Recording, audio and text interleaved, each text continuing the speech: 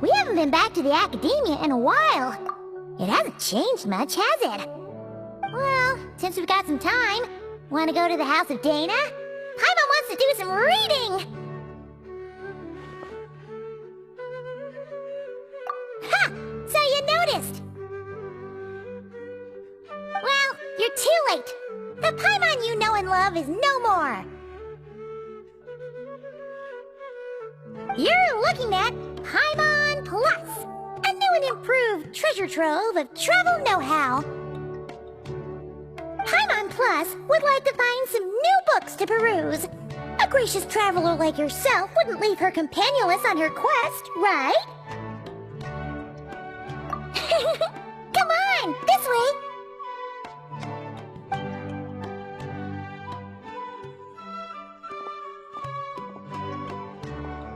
Oh hey! It's Collei and Cyrus! Wonder what's going on. Let's go see! Well... You know what they say? Learning is a lifelong quest. Which means there's always another chance to read a book. But you never know when the next chance to reunite with an old friend will come along.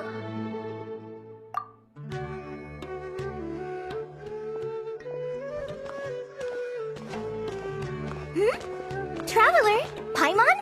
You're back in Sumeru? Oh, hello you two. It's been a while. Looking to spend time with some old friends? Yep. We saw some familiar faces, so we came to say hi. Ho ho! Excuse you, associating me with that woman. And if you're going to remember me that way, you should at least mention my tomato growing skills. So he's mad about the Zaha-Hadi part, and not the old man part? Well, Paimon's glad to see you in such good spirits, Cyrus. Must mean things are all good here in Sumeru. Ah, well, it's quite all right. I'm not the type to take offense at that kind of thing.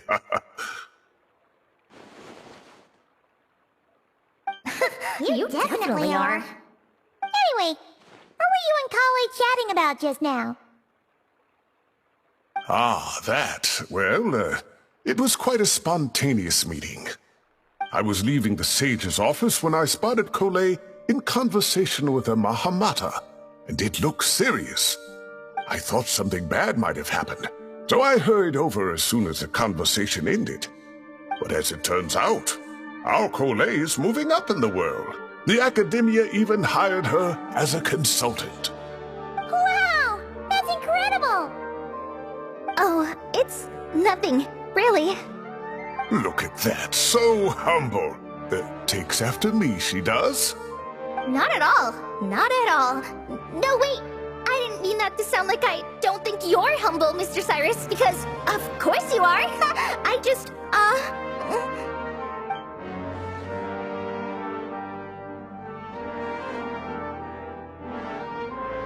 Oh, well, I wouldn't even call myself a consultant. I'm just helping out.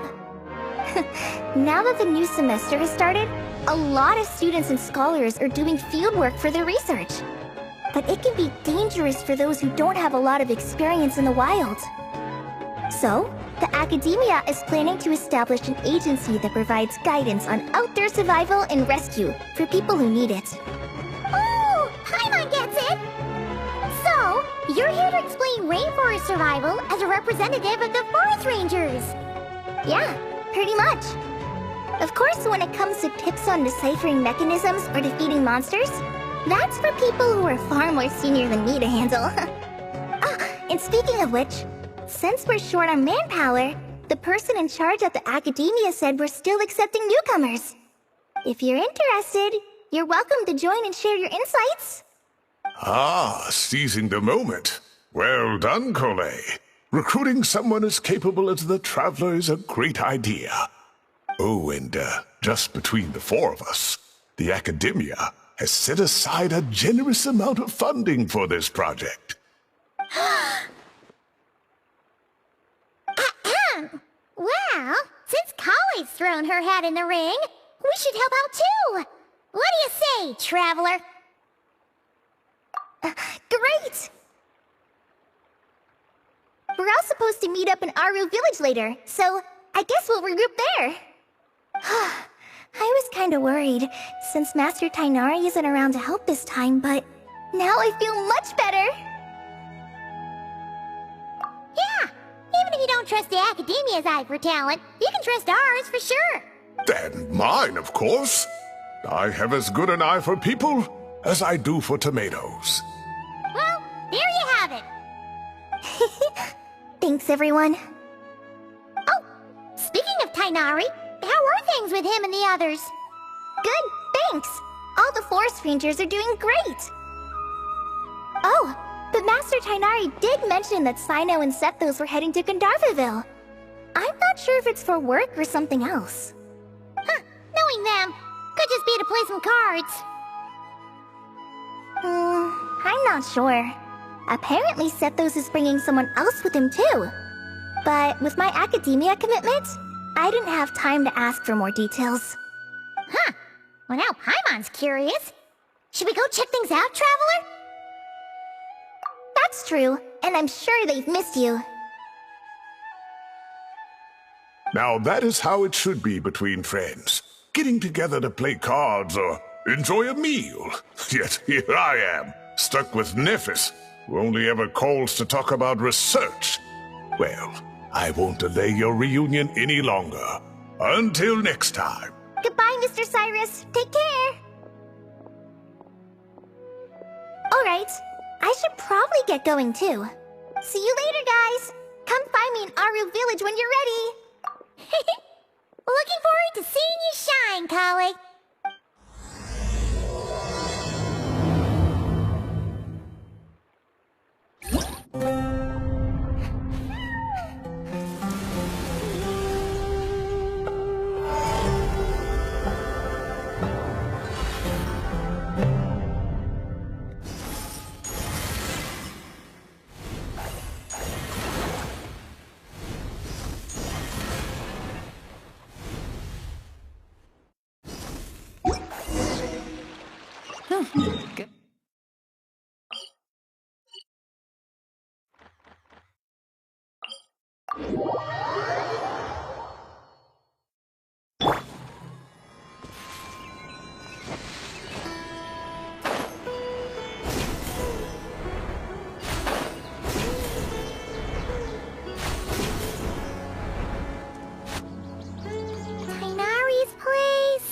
Tighnari's place. Ah! Here it is!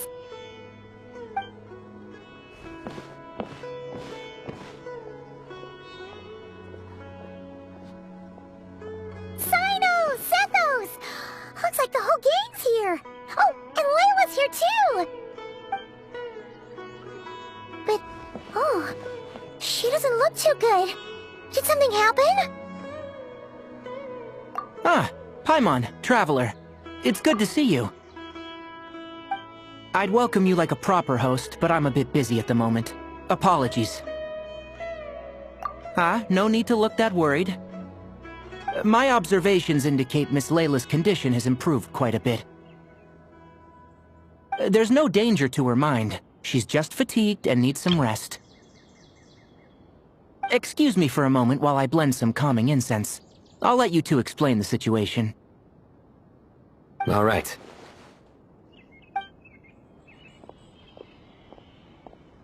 What happened was, Sethos and a few members of the Temple of Silence rescued Layla, who was out in the desert trapped in a state of delirium. She had to be rescued? Oh, that sounds bad. That's all you're gonna say about it, Cyno? I mean, we don't want people jumping to conclusions. That's all I can say about it. The person involved is unable to explain what happened to her, so we're limited in what we know. Sorry. My head... still dizzy. The moons... Exactly how many are there? She's been repeating that phrase over and over again. but she can't seem to remember what happened to her. We tried a few things back at the Temple of Silence, but we couldn't recover her memories. Her symptoms are kind of similar to researchers in the Satyavada life state, so we brought her to Tighnari to see if our veteran forest watcher had any other ideas. Tighnari is pretty much our last option, so let's hope he can help. The good news is, even if restoring her memory is a no-go, we can help with the headache at least. Jur was in a similar state when we found him, delirious and mumbling to himself, but he's more or less back to normal now. Sorry, I should give you some context first, huh? We should let Miss Layla get some rest. Come with me, you two, and I'll introduce you to the other victim of this incident. Good idea. I'll wait for Tighnari here and keep an eye on our patient. All right then, this way.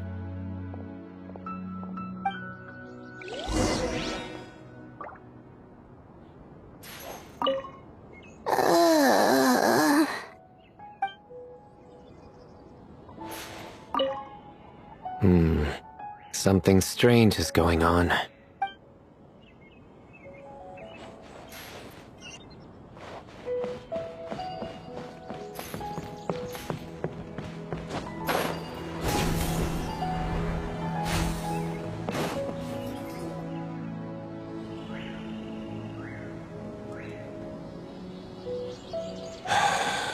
Who did the alhaitham not offend?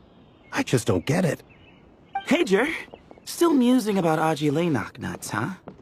Want me to have Cyno come over and tell some jokes? Might help distract you. No. No need. I'm done.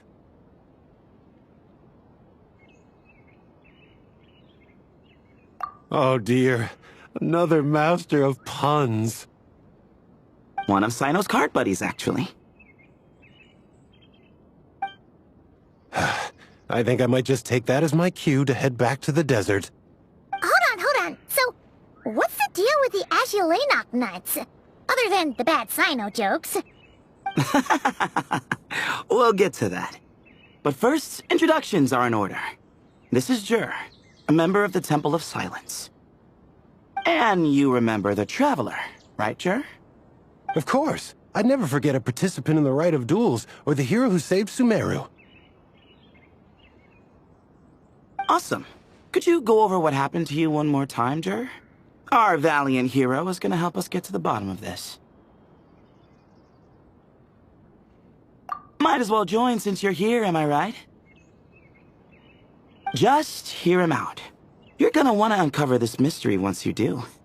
I bet on it.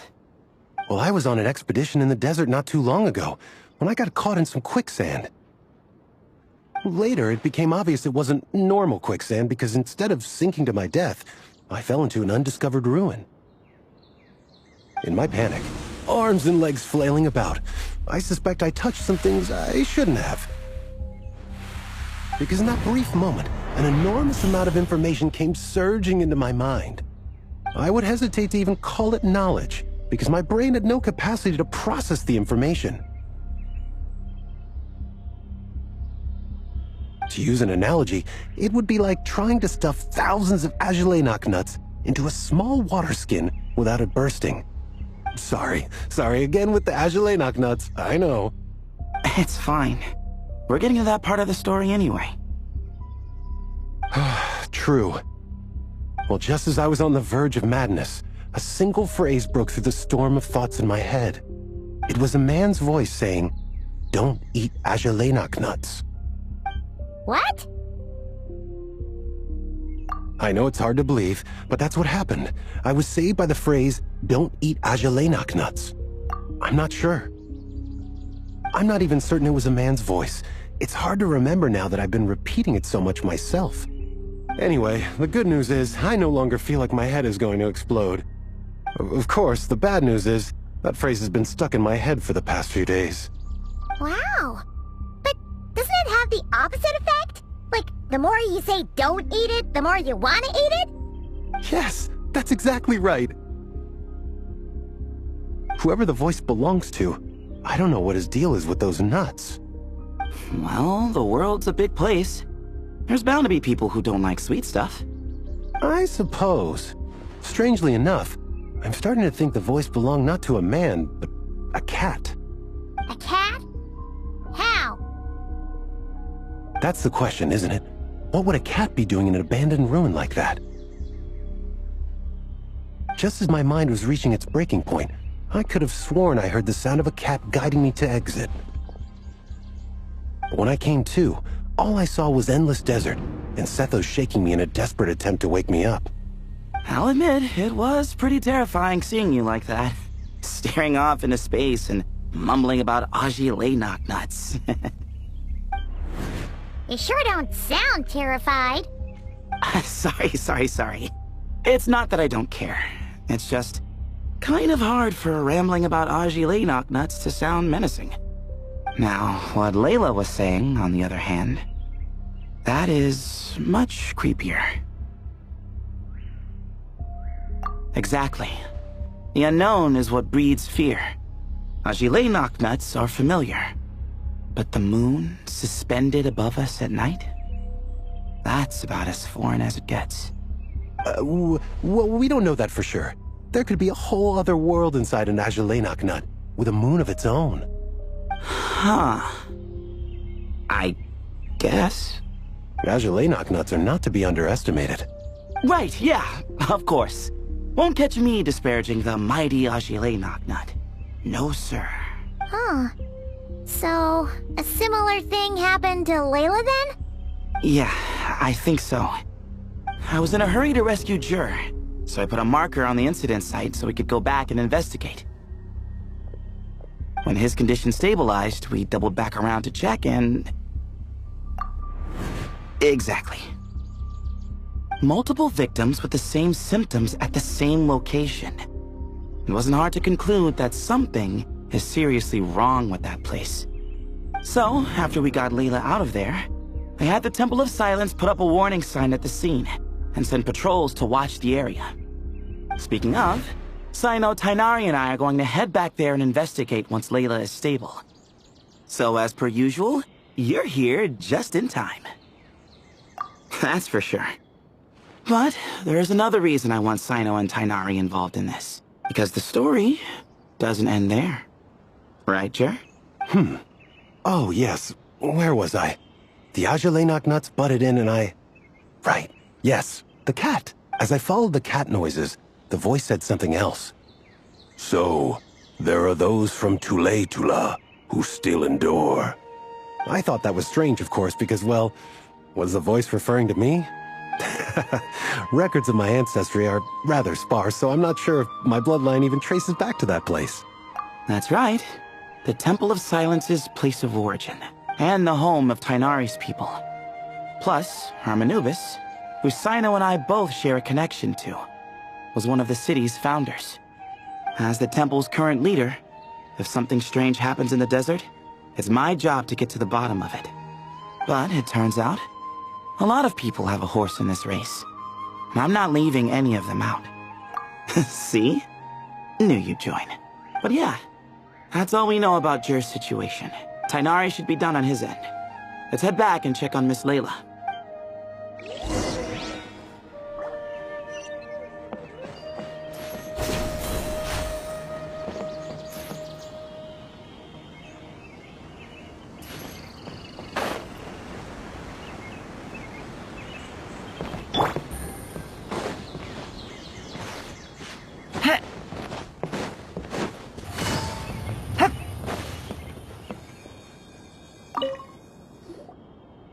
How are you feeling? But don't speak if it's too taxing. It's fine. I'm much better now, thanks. I feel like I haven't slept in 2 days, so pretty much back to normal. Whoa. That's your normal? Traveler, Paimon, I thought I heard your voices earlier. Oh, and, I'm sorry. Huh? You don't have to apologize. You didn't do anything wrong. No, I just mean, I think I'm about to disappoint you. My head was kinda muddled earlier, but I still heard your conversation. I know you're trying to figure out what happened to me, and I want to help. But, I really don't remember anything. Does your head still hurt? No, I feel fine. The incense you made helped a lot. I'm still hearing those words in my head, but other than that, I'm okay. It's just, all I remember are those words. Everything else is a total blank. One moment I was heading to the stargazing point I'd calculated, and the next, I was on my back in the sand. The same phrase playing over and over again in my mind. How many moons are there in the sky? Sethos, did your friend Jur suffer from memory loss too? Not really. His memories are blurry, but there aren't huge gaps like this. He remembers touching something. Someone talking, a voice mentioning Tuletula, and hearing a cat lead him to the exit. A cat. Did you hear it too? Huh? Now that you mention it, I think so. It was so soft. I thought I was imagining things. Which means, at the very least, what the two of you experienced while escaping the ruin is consistent. A single sentence repeating in your heads, and the faint sound of a cat. Still not a lot to go off of. Agreed. Oh, is your head hurting again, Layla? No, I was just thinking. Maybe my memories are blank because I was sleepwalking at the time. Sometimes, my friends and classmates tell me about things I don't remember doing, or places I don't remember going. I don't talk about it a lot because, well, I don't even know how it happened. But I don't want my personal circumstances clouding your judgment. So I, just wanted to mention that. Ah, I see. Well, thank you for telling us.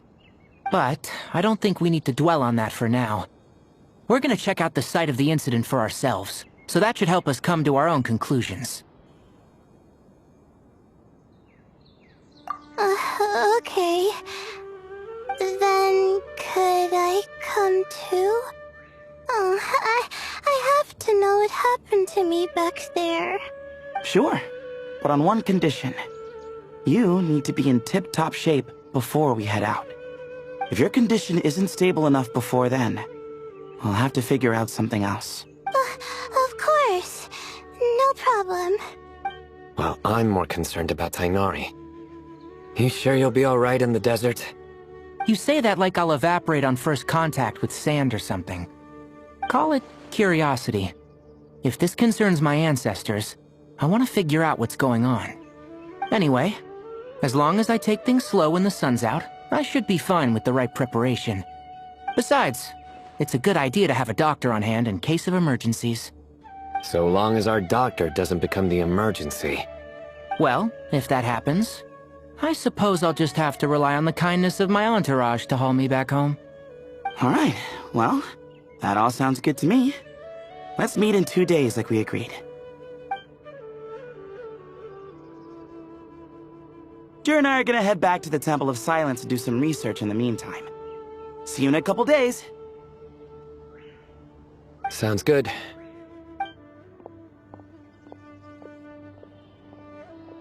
What about you, Layla? If you feel like you need more rest, I can arrange a room for you to stay in. No need. I've asked enough of you as it is. Besides, I feel a make it back to my dorm, no problem. You sure? Don't push it too hard, or you might end up sleepwalking along the way. Don't worry, I'll be fine. I have other things I need to do anyway. Like letting my advisor and classmates know that I'm fine. Adjusting my stargazing schedule. Things like that. If I don't get it all done, I doubt I'll be able to sit still, let alone stay here and get some rest. I'm not so sure that's... a much better idea. Thank you, Traveler. Of course, if anything starts to feel off, come back for a checkup right away. You'd better listen to him, Layla, or he'll feed you tasteless slop as a punishment. Punishment? You're the one who caught a cold. You're supposed to eat light when that happens. Besides, with your nose stuffed up like that, you couldn't taste anything to begin with. Huh. Is that so? And here I thought it was an in-taste-to-know issue. Should have seen that coming. You're off the clock, so now it's time for puns, huh? Oh, brother, not this again. Don't worry, Paimon. I understand. If you want me to stop, then... Then? You'll have to call a plumber. Tell them someone's gotta pipe down.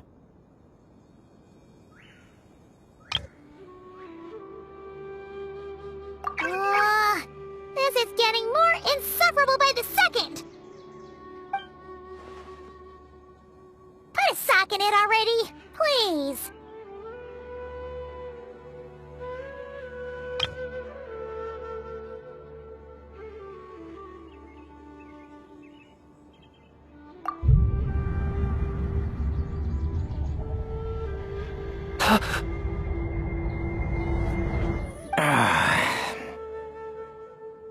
Paimon's done with this game. You win, okay? Let's just get out of here. Please. All right, you stay safe. I'll try to stay sane.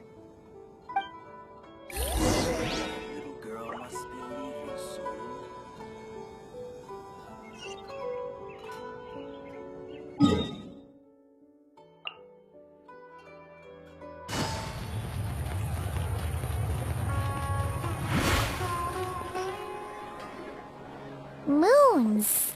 Azulenoc nuts. Moons. Azulenoc nuts? Are the moons going... nuts?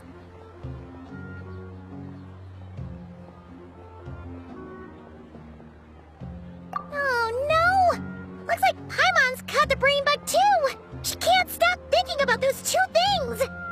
Oh, Paimon's gotta clear her head. But how? Aha! Got it! The cafe over there! Why don't we head over for a quick pick-me-up?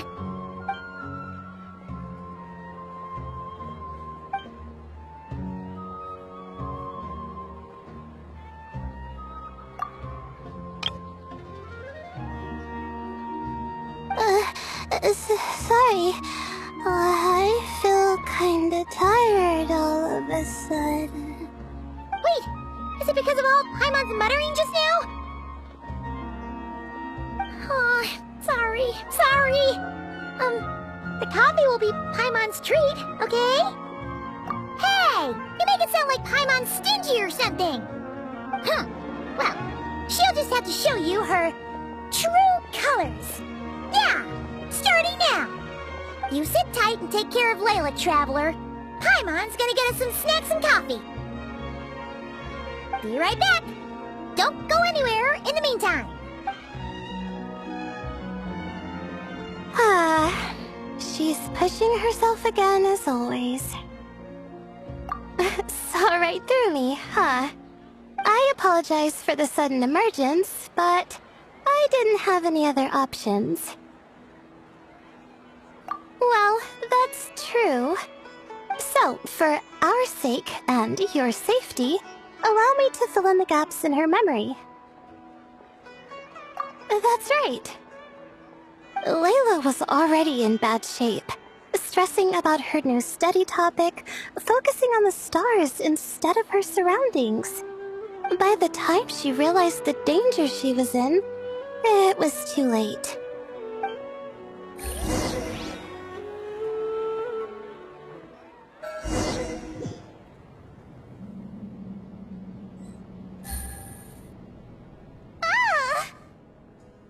Quicksand near the ideal viewing spot? Wasn't expecting that. Looks like Layla's been under a lot of pressure lately. She hasn't been paying attention to her surroundings. But why would quicksand lead to a place like this? Well, all in all, looks like a common desert ruin. Guess there's nothing to do but try to find a way out. Oh, Layla, what have you gotten yourself into this time?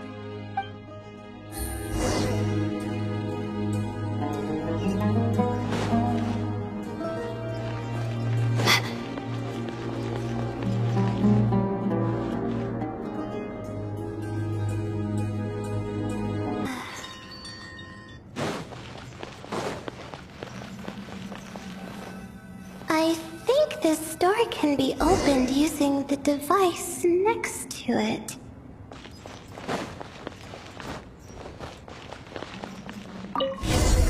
Just like I thought. What was that? My head. It hurts. Is Layla waking up? No, that's not it.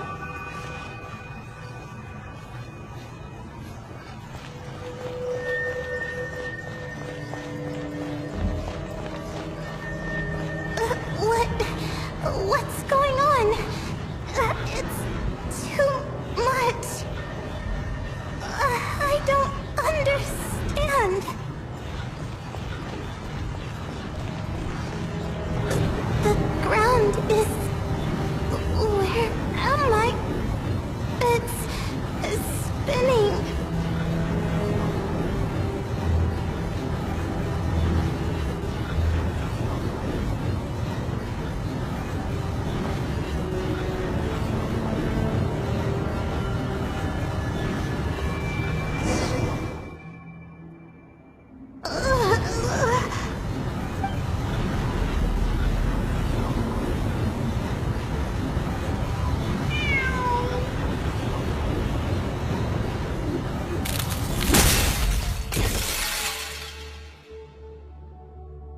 How many moons are there in the sky?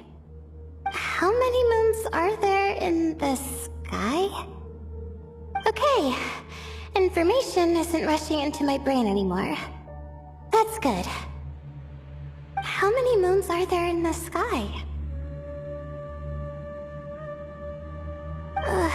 My head hurts, but there are no more dark spots in my vision. And I can see in front of me. Still... How many moons are there in the sky? What's going on? The same thought keeps popping into my head. What does it mean? How many moons are there in the sky? Isn't there just one? A cat? I think there was one earlier, too.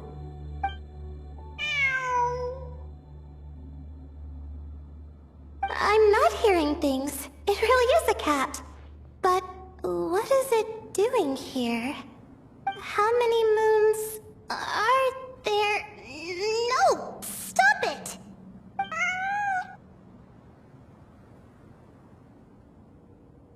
Does it want me to follow its cries? Well, it's not like I've got other options. Come on, Layla. You can do this.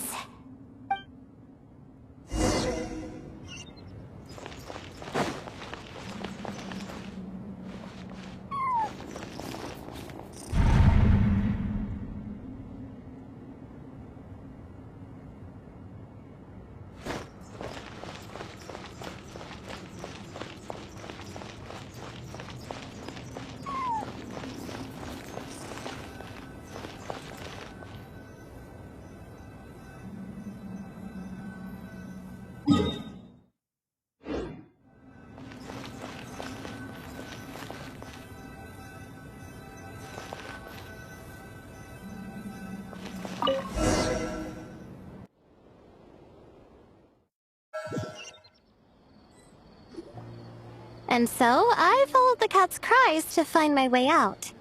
It was quite a kind creature. It didn't even leave until the other me started to wake up. Thinking back, it all started when I touched that device. I've heard fellow students talk about it before. How the desert is full of objects that do strange things. Sometimes it's just a minor inconvenience, but other times devices like that can cause massive trouble. Of course. I forgot how much adventuring experience you have. Still, carrying an umbrella doesn't mean you can't get soaked, so just be careful and stay away from unknown devices. No need to thank me. You and Layla are about to head into dangerous territory together. You need to be safe so she can be safe. Well, I think that about sums it up. Ah, and just in time. Your coffee's here. Traveler? A little help over here?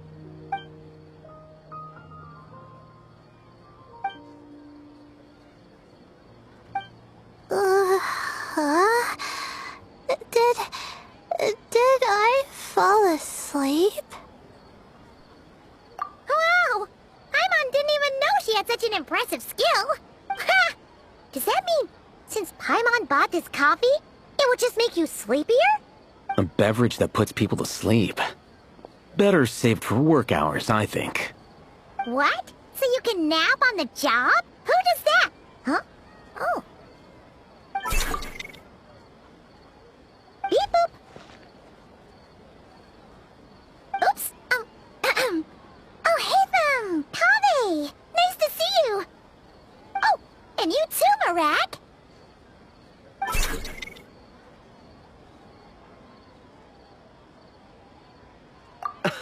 Sorry. Hope we're not interrupting anything. Miss Layla? You don't look so good. Is everything all right? Oh, I'm fine. I was sleeping just now, so I'm still a bit...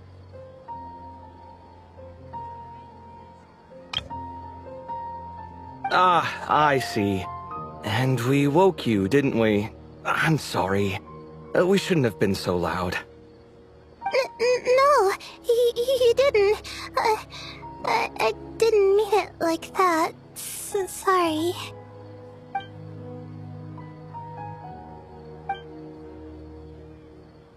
Wait, where are you going? You just got here!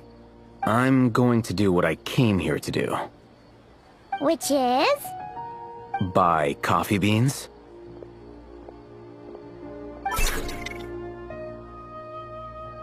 Huh? You're going too? Marak!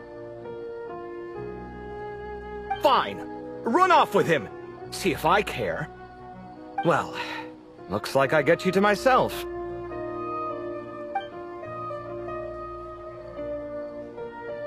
It's been a while, hasn't it? How have you been? So, a busy life of adventuring for you, and a busy life of academics for Miss Layla, is that right? Oh, is something wrong? Ah, the desert's not always the friendliest place, that's for sure. And from the look on your faces, I'm guessing this problem's not resolved?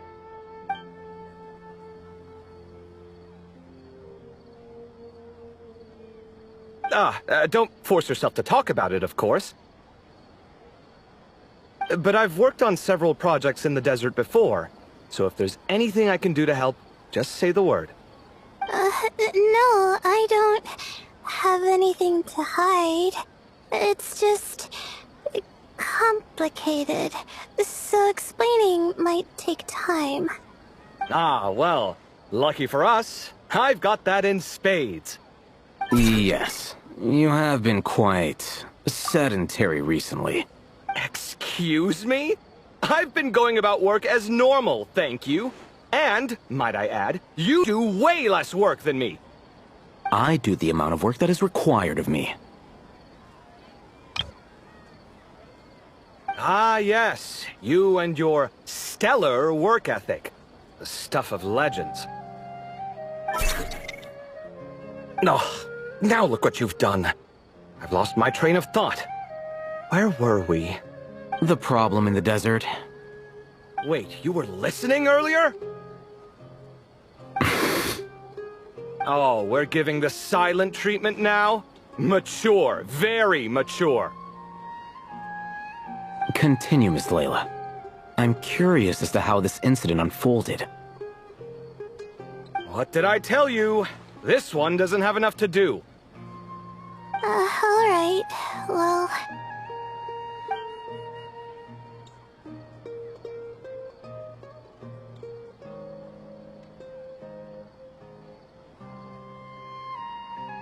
Could you still use some extra hands on this investigation team of yours?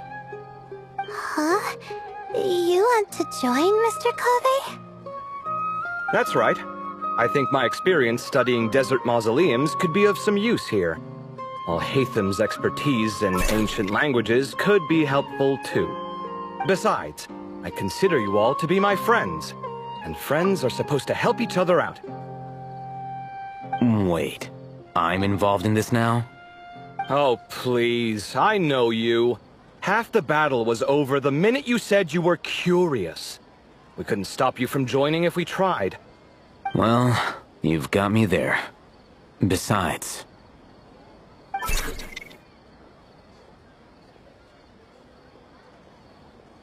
this suitcase of yours has been jumping at the chance to volunteer for a while now. I imagine... You imagine? Mechanical life forms might also feel homesick from time to time. Huh. Now that you mention it, Marak's core was a component sourced from the desert. That could prove useful. You're sure you want to come with us? It could be dangerous. Oh, I'm sure. All the more reason to recruit as much help as possible. It's important to count on friends at times like these. Our pleasure. It's a plan, then.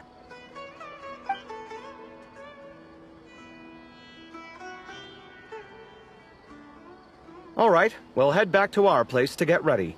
This one hasn't been on a trip in a while. Chances are, he doesn't even remember how to pack a suitcase. I'm not worried. It'll get done. Somehow. Would it kill you to help every once in a while? I do help. It's called moral support. Oh, of course. And I am ever so grateful. Goodbye, you three. We'll see you soon!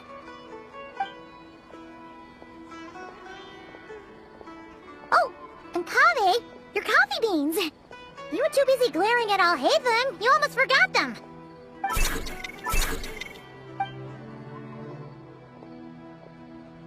Well, we're pretty close to the academia now. I should be fine from here. Thanks for the coffee, Paimon.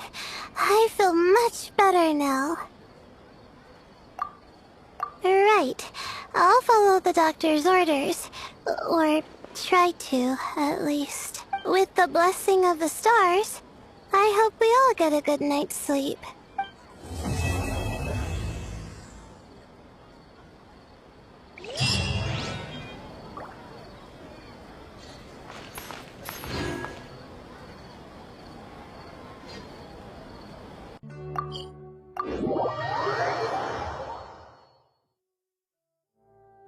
Traveler, Paimon, over here! Welcome to the home base of the Fieldwise Center! As you can see, the core projects are already up and running, so we can get to work at any time! Huh. This feels like one of those places light novels talk about. You know, the adventuring hubs where rookies gather to take quests and stuff. Oh, and almost like a school festival at the same time, with everyone getting together to learn and then forming teams to hone their skills. It's so exciting! Well, this place isn't quite as decked out as a school festival, but Master Tighnari said the academia plans to be generous with the resources. Anyway, before students and researchers head out on dangerous field missions, They can come here for advice and emergency training. We even have professionals on staff that can join their teams to serve as guides or safety personnel. Yeah, you can think of it like a forward operating base, equal parts theoretical training and field practice. We'll familiarize new recruits with potential challenges in the wild and take them through drills so there's no reason to panic during the real thing. Amber, you're here too?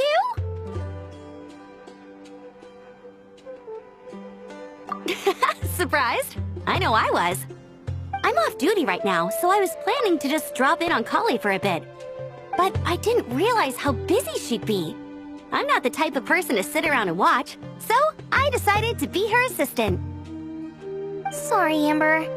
I didn't mean to put you to work during your time off. Don't worry about it. A little relaxation balanced out with some fulfilling work is a great vacation in my book. Plus, I've learned a whole bunch of stuff too. And I got to see the Traveler in Paimon again. I mean, it just keeps getting better. We should have a giant feast once we're done here. How does that sound? A feast with the first friend we met in Sumeru, and the first friend we met on our whole journey!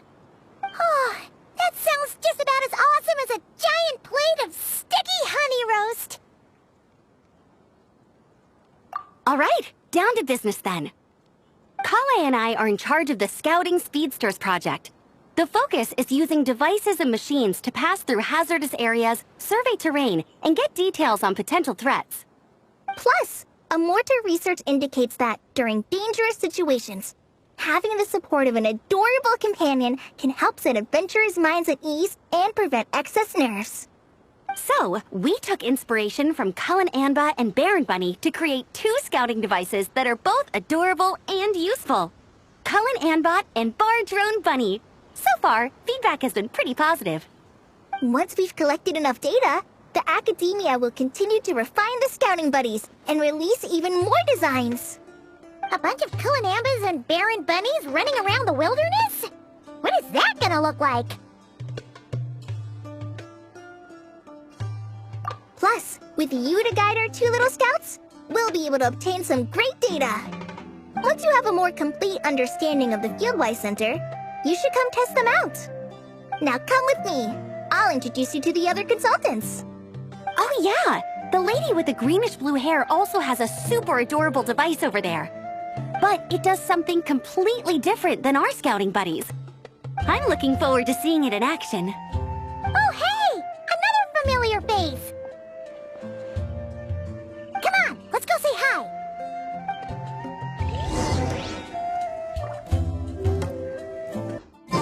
Even when the night is gone, and it...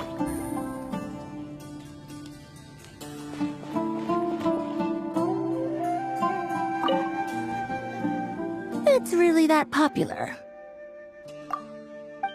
The internal locomotion mechanism is clever enough, and the execution on the terrain recognition, remote control, and weight detection modules isn't bad. But the appearance... it might as well be a doll for a child. No, this won't do. Madam Faruzan, great news! The Traveler and Paimon agreed to join! The Fieldwise Center just leveled up big time, huh? Hello, Madam Faruzan! We're here to help! Well, look who the cat dragged in. Excellent job, Collei. Snagging 2 top experts with undeniable adventuring expertise. Now the League won't be able to say a word, no matter what kind of feedback I give. Now tell me, what do you think of this puzzle, pal? Whoa! It looks just like you! It's a collaboration between my juniors in the Haravatat Darshan, the Puzzlers League, and the Synopsium on Ruin Mechanisms. Clearly, the technological aspect is quite advanced. But the appearance... it couldn't be more childish. You should have seen Anise, defending this design choice with more passion than her thesis. Young people these days. Far too obsessed with making things cute.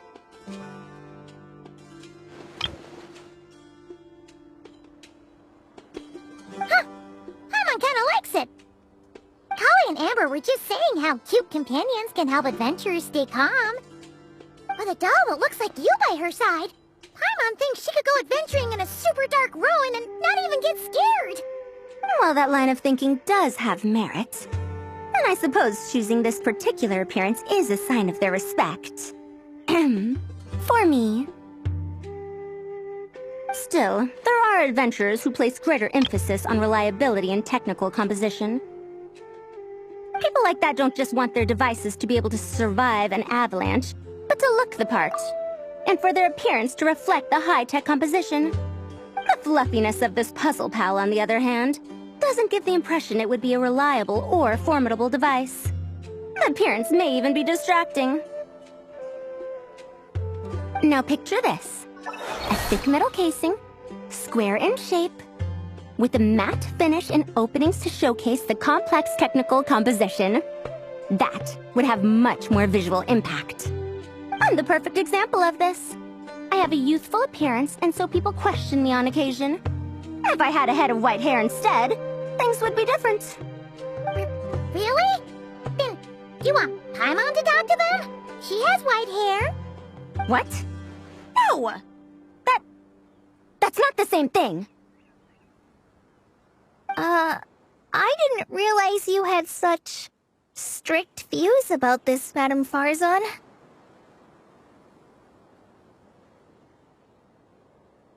Huh? So, even you prefer this version? Well, if that's what you really think, then fine. You'll have to come back and test it out on some puzzles, Traveler. I'll rate your effectiveness in using the device and come up with a user manual based on your performance. As for improvements to its appearance, long-term observation is required, so I'll put that aside for now. I've already selected a few of the most suitable domains, so we can begin the puzzle-solving process at any time. Thanks, Madame Faruzan. I'm just gonna take the Traveler and Paimon to see the final project. But it shouldn't take long. Don't worry, Collei. You're the one in charge here. Just make sure to pace yourself. Once things calm down, come over to see me and we'll have a nice chat. I'll even treat you to some snacks from back in my day. Snacks! Paimon's in! Paimon's in! Thank you, Madame Faruzan. I'll bring a few boxes of floral tea as well. Go on now. Do me proud.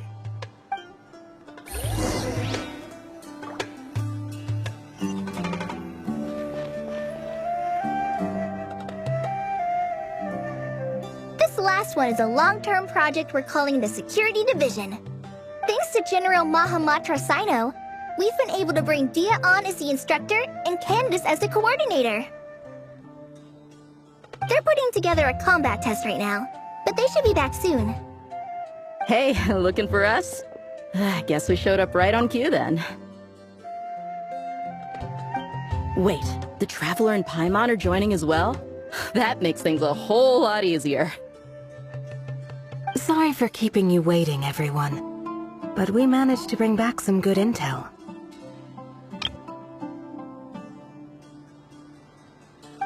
Intel? Huh, this is starting to sound intense. Of course. What better way to protect the students than to sweep through the desert and rid it of all potential dangers? Not a bad plan, right? You in? Not the best time for jokes, Dehya.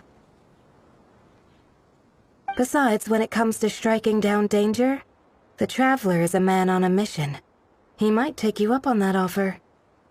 Defeating anything that might pose a threat? Oh, even if the Traveler worked non-stop, that could still take years. We'd have to stop traveling.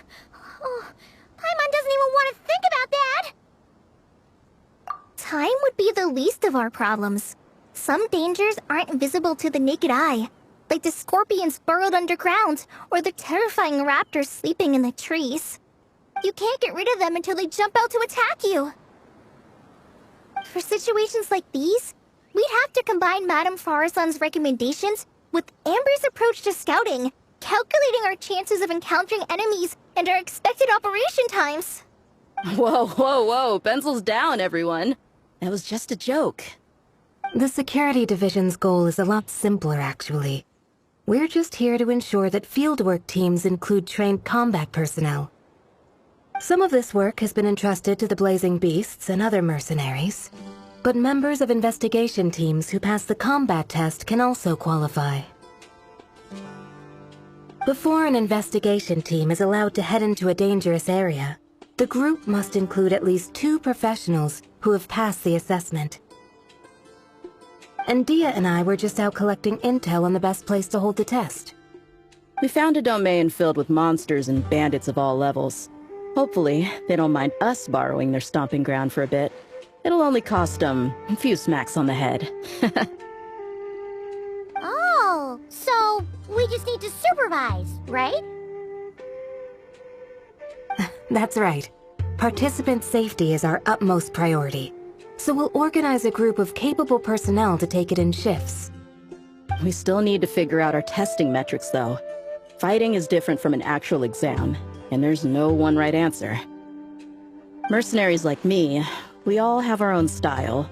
That's not a problem in actual combat, but when it comes to teaching, we tend to stick too much to what we're used to. So, we need someone to give us a baseline. Someone who has the experience, but also takes a more flexible approach in combat. Yeah, based on what you just described, the Traveler seems like the perfect person for the job. Great. Working with you is always a pleasure, Traveler. Smooth as butter on a steak. Don't forget about compensation for the Traveler in Paimon, Dehya. You agreed without doing the math first. Ah, it's fine.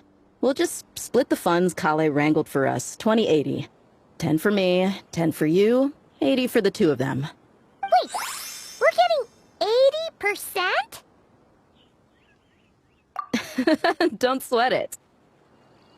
We're just in charge of the long-term operations. You're the one setting the metrics for the whole thing. So I think we got the better end of the deal. We've talked about a partnership in the past, haven't we? Well then, consider this the perfect place to start. Then I'll draw up a detailed overview of the compensation so it's clear for everyone. That'd be great. And don't worry, Miss Candace. About that piece of land you're leasing to the academia, the one used for grain storage, I managed to get them to agree to a 30% increase in their rent payments. Oh, thank you. Those funds will go to fixing up some of the village facilities, which should make for a more comfortable experience when investigation teams stop there in the future. Alright, we should finish up our arrangements for the combat test. Stop by our station when you're ready, Traveler. See you soon. Oh, you sure are the beating heart of this operation, Collei.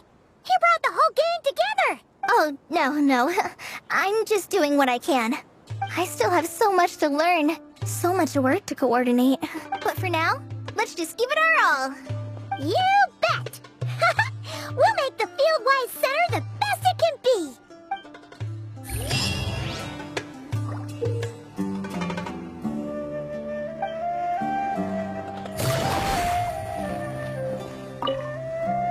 Hey, ready to do some quality assurance on our test questions? Sure. Feels like it's been ages since we last saw each other. If we'd known you were coming, we would have prepared a whole welcome feast. All new recipes and everything. It's a funny story, actually. The last time I was in Fontaine, I brought a few cookbooks and some spices back with me. Then, I gave them to Candace, and she went into full chef mode, coming up with all sorts of new things, like Romero thyme flour meat jerky mixed rice. At first glance, it looks no different than the usual Aru mixed rice.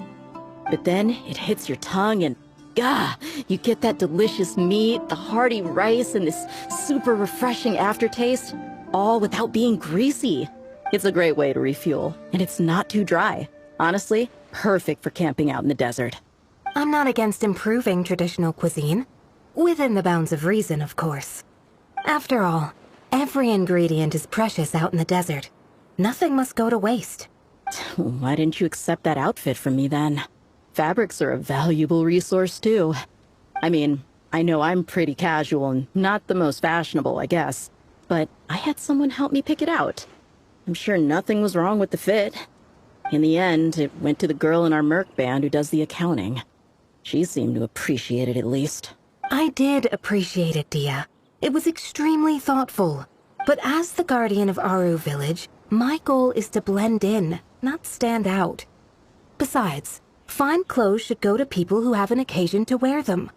If your accountant is to represent the blazing beasts in business settings, she should have something to wear.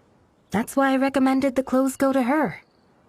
Oh, why didn't you say so earlier? I thought you just didn't like what I picked out. Well, seeing as the blazing beasts will be holing up in Aru Village for the foreseeable future, if you still want to offer something as thanks, you could bring us some bolts of cloth. I'm somewhat familiar with tailoring, and I could use them to fashion sand and dust-resistant cloaks for everyone. The fabric doesn't need to be expensive, just resistant to wear and tear. I trust your judgment on that.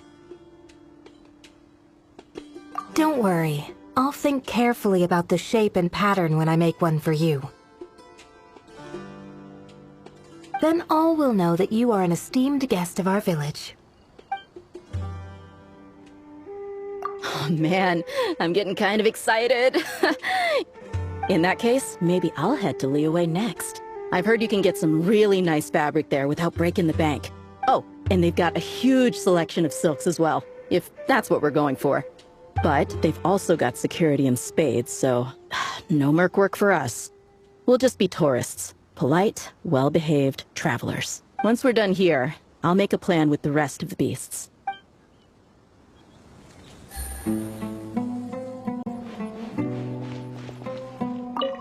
Oh, you're back! Ready to delve into the art of solving mechanical puzzles? Or, as you wish. When it's you doing the asking, I'm an open book. Refined, naturally. Not that I have anything against cuteness. A plush little thing with big eyes and a round face. I could see the appeal as much as anyone. But at my age, clinging to such objects like a child is somewhat undignified. Now, some of the newer stuff on the market is just exquisite. Made with the finest material, sculpted in elegant lines with features that glitter like gemstones. The element of cuteness is there, but it also doubles as a piece of art. Wait a second. I thought your questions were going to be academic in nature. What is the meaning of this? Ahem. Fine. I'll let it go this once. But that excuse won't work a second time. Oh, you're back. Ready to delve into the art of solving mechanical puzzles? As you wish. When it's you doing the asking, a classic debate. I don't think this is a question that has a definitive answer. Not for me, at least. It depends entirely on the scenario. Simply put, if the task requires repetitive mechanical work that dilutes the value of human mental labor, then automated devices are superior. But where identification, analysis, and decision-making are critical, manual control is always safer. Human thought is complex. Even if we were to simulate a 6-year-old's mind, the demands in terms of component design, system weight, and energy cost would be immense. As I see it, conventional hardware capable of simulating adult-level cognition is impossible to integrate into a compact device.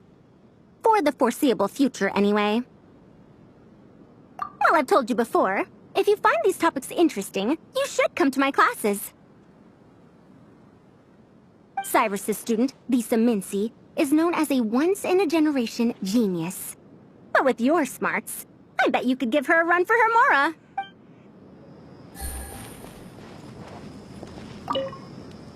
Hey there! Ready to go full speed ahead with Cullen Anbot and Barjone Bunny? Our 2 scouting buddies are tuned up and ready for testing. Don't worry, I'm using this station as a temporary office for the Fieldwise Center as a whole. But it hasn't been too bad. Just a lot of data processing for our scout bots and some paperwork. Oh, and we also give suggestions on how to modify the internal mechanisms. When an investigation team comes along, we register them and check if emergency training is needed. Then we take care of the departure procedures, allocate the required personnel and equipment, and then we monitor the situation with their camp provisions and touch base with the logistics staff. I don't mind. It's just temporary. The center hasn't been open for too long, so we're still working out the kinks. Yeah. Plus, verifying travel qualifications and keeping an eye on logistics is nothing new for me. And the academia is sending specialists to set up a formal administrative team soon. We just have to show them the ropes. Some of them are here already. So once that's set up, and the researchers submit their certifications, we can start delegating the work. And then we can take a well-deserved break. I asked Lisa and Kaya for some recommendations before leaving, so I have a list. Time's been a bit tight this trip, but Collei took me around Sumeru City, and we had tons of amazing food. She's one busy gal, though, so I didn't want to drag her from place to place. It made more sense to spend time here helping her out. I'm sorry, Amber. For what? I'm having a blast. Seeing you take the reins, seeing your friends place their trust in you, even rely on you, it makes me so happy.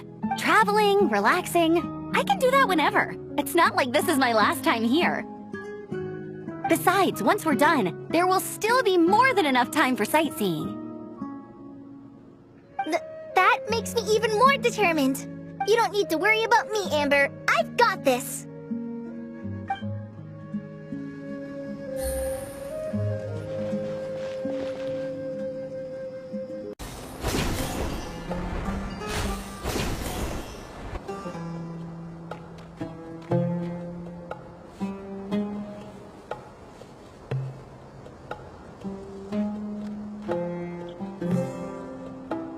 Looking at the map, we should be getting close.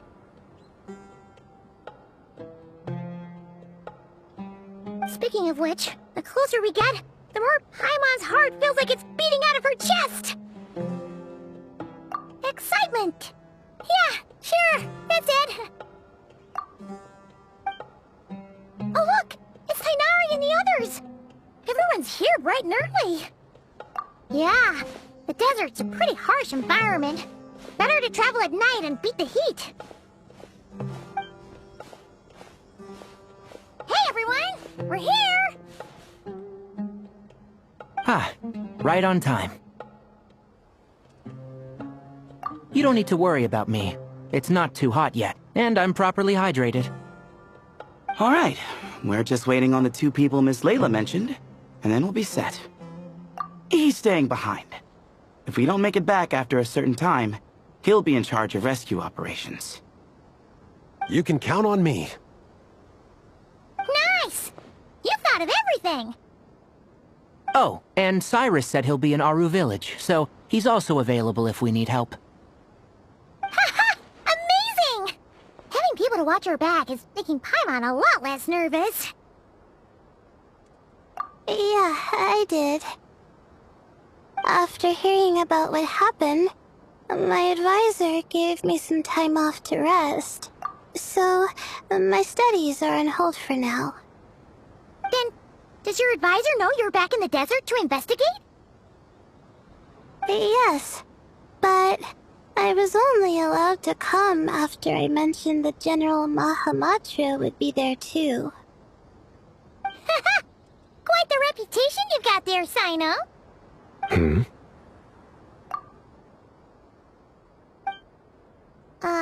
Something wrong? You haven't said a word this whole time. Are you in a bad mood or something? No. Being skilled with words also means being a good listener. I'm just reflecting on what you're saying. Alhaitham! Kaveh! Over here! Darn it. I was just setting up a brilliant... Yeah. I'm sure you'll find another chance. The important thing is, our scribe and our renowned architect are here at last. High praise. But wait, why am I renowned and not him? He's just as famous as Cyno, Dehya, or Nilou. That just means your level of fame is even greater. How could a lowly scribe hold a candle to you? Lowly scribe? Please.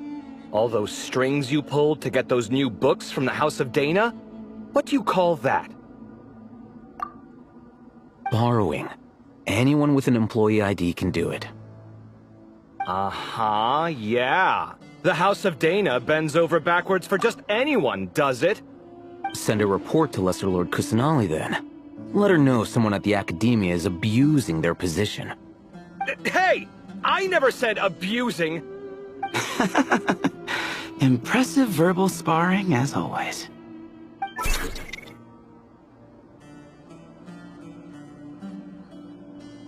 Oh, hello to you too, Marak. Well, looks like your assistant is raring to go, Kaveh.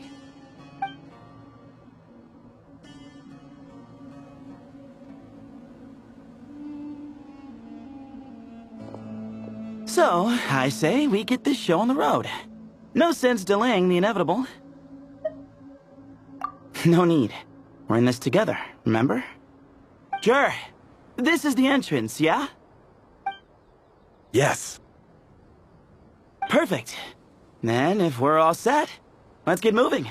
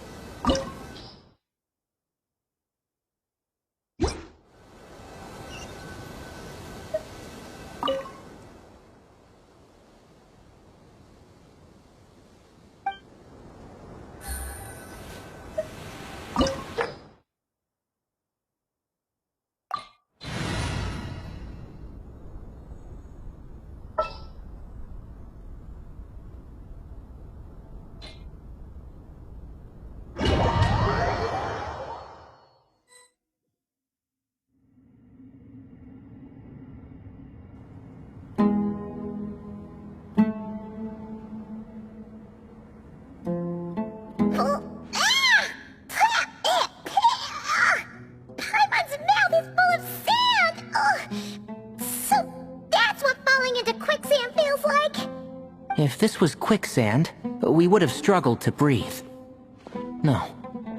I think this was regular sand, and we didn't sink into it. We fell through it. Into this place. Agreed. In other words, sounds like a you problem, Paimon. Ha ha, very funny. No, wait, Paimon's the only one. Ha! See? What? I'm the only one with sand in my shoes? Yeah, right.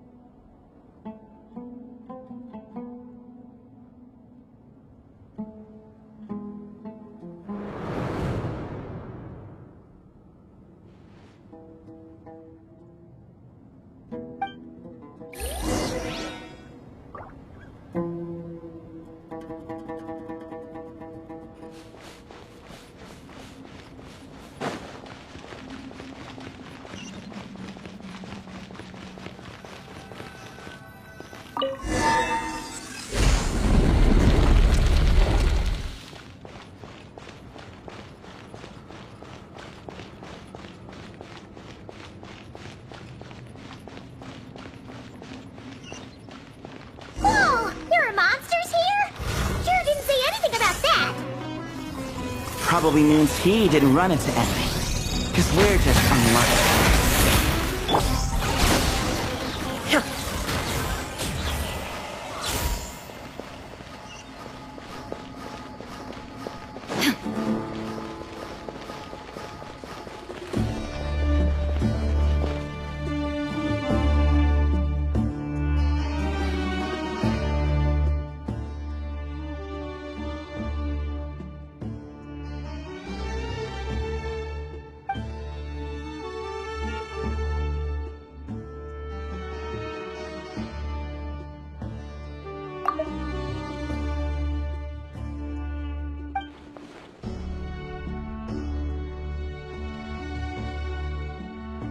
Well, that goes without saying.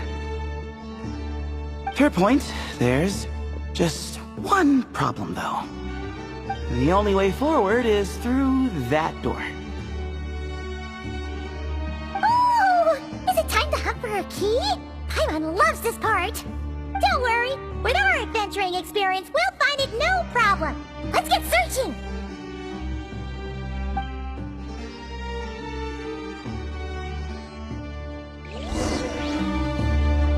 Marak, wait!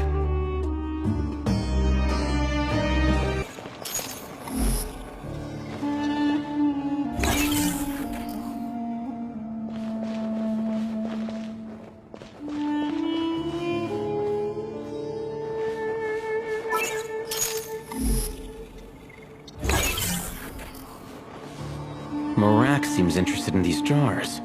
Go smash them. Ah, well, we would hate for you to have to lift a finger, Your Highness.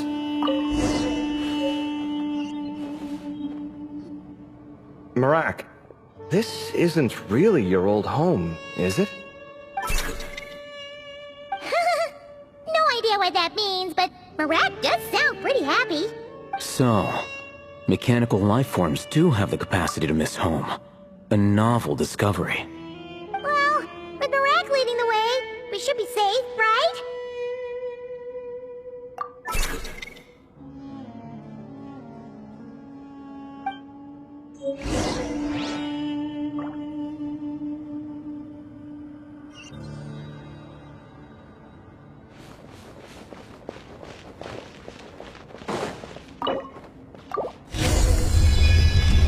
Good thing you decided to join, Kaveh. Otherwise, our investigation would have ended at that door. It was nothing that I did. You should thank Marak instead.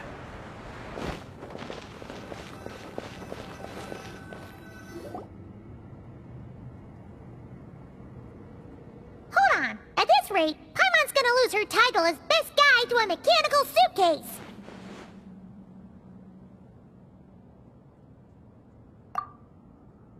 Aw, thanks. Hey, wait. What do you mean, useless? Well, no weird mental symptoms so far. I'll take that as a win. That said...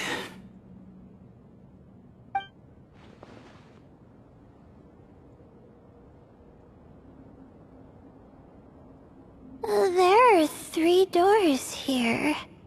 So, we split up. Divide and conquer. Otherwise, this whole thing is in ruins. No pun intended on that last part. I swear. Yeah, that might be our best option. Good idea. And the minute things go south, we go back the way we came. Ooh, this is getting exciting! So, who's teaming up with who? Paimon calls dibs on the Traveler!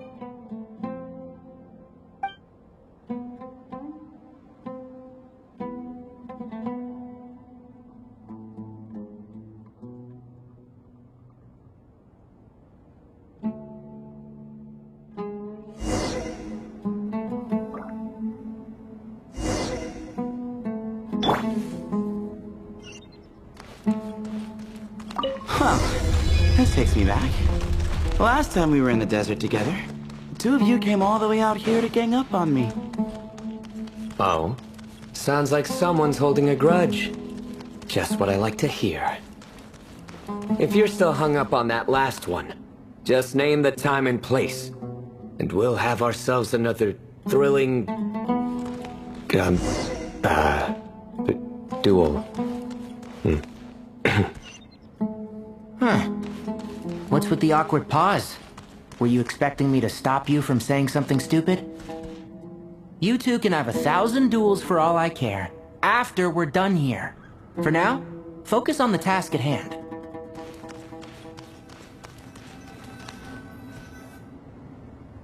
This chamber is huge. I can't even imagine what it's used for. Oh. What's wrong? I seem to have stepped on some kind of stone slab. Huh.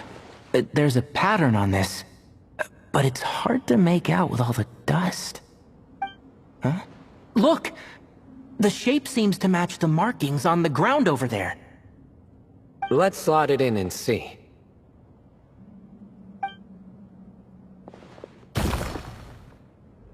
And we have a match. Looks like we need to find the other 3 broken slabs. Let's search the area, but be careful where you step.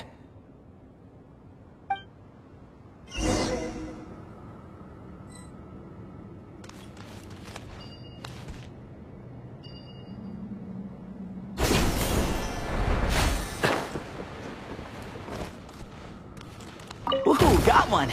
Ouch, but watch out. The edges are kind of sharp.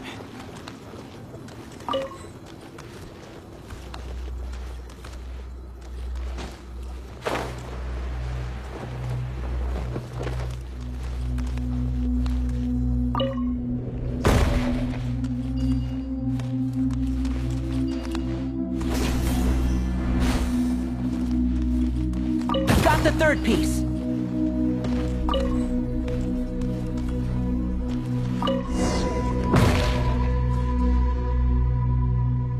We just need one more. Huh. Look! A cat! Could it be the same one Jer mentioned? I don't think we need to worry about startling him. He doesn't seem afraid of people. Yeah. If anything, it seems like he wants us to follow.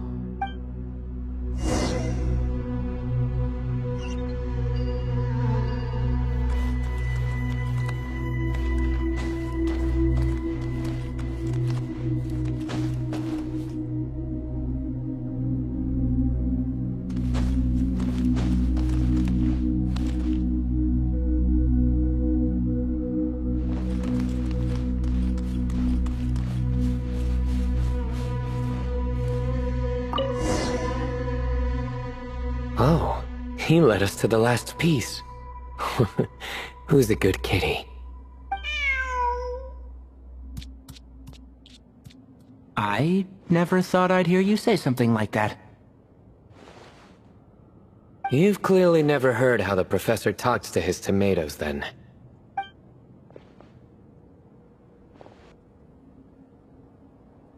Alright, well, that's that. Now, we need to figure out how to get rid of all this dust. Behold, the great Vayu Vyastra. Be honest. You've been waiting to say that for how long now? Just activate the mechanism.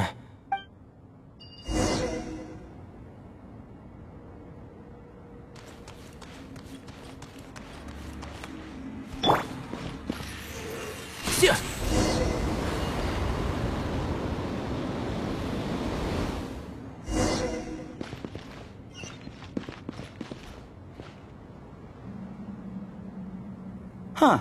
It worked. It's a picture of... 3 Hermanubises? That can't be right. The ears aren't vertical. Oh, true. And the lugs fall short. My hat is much better looking.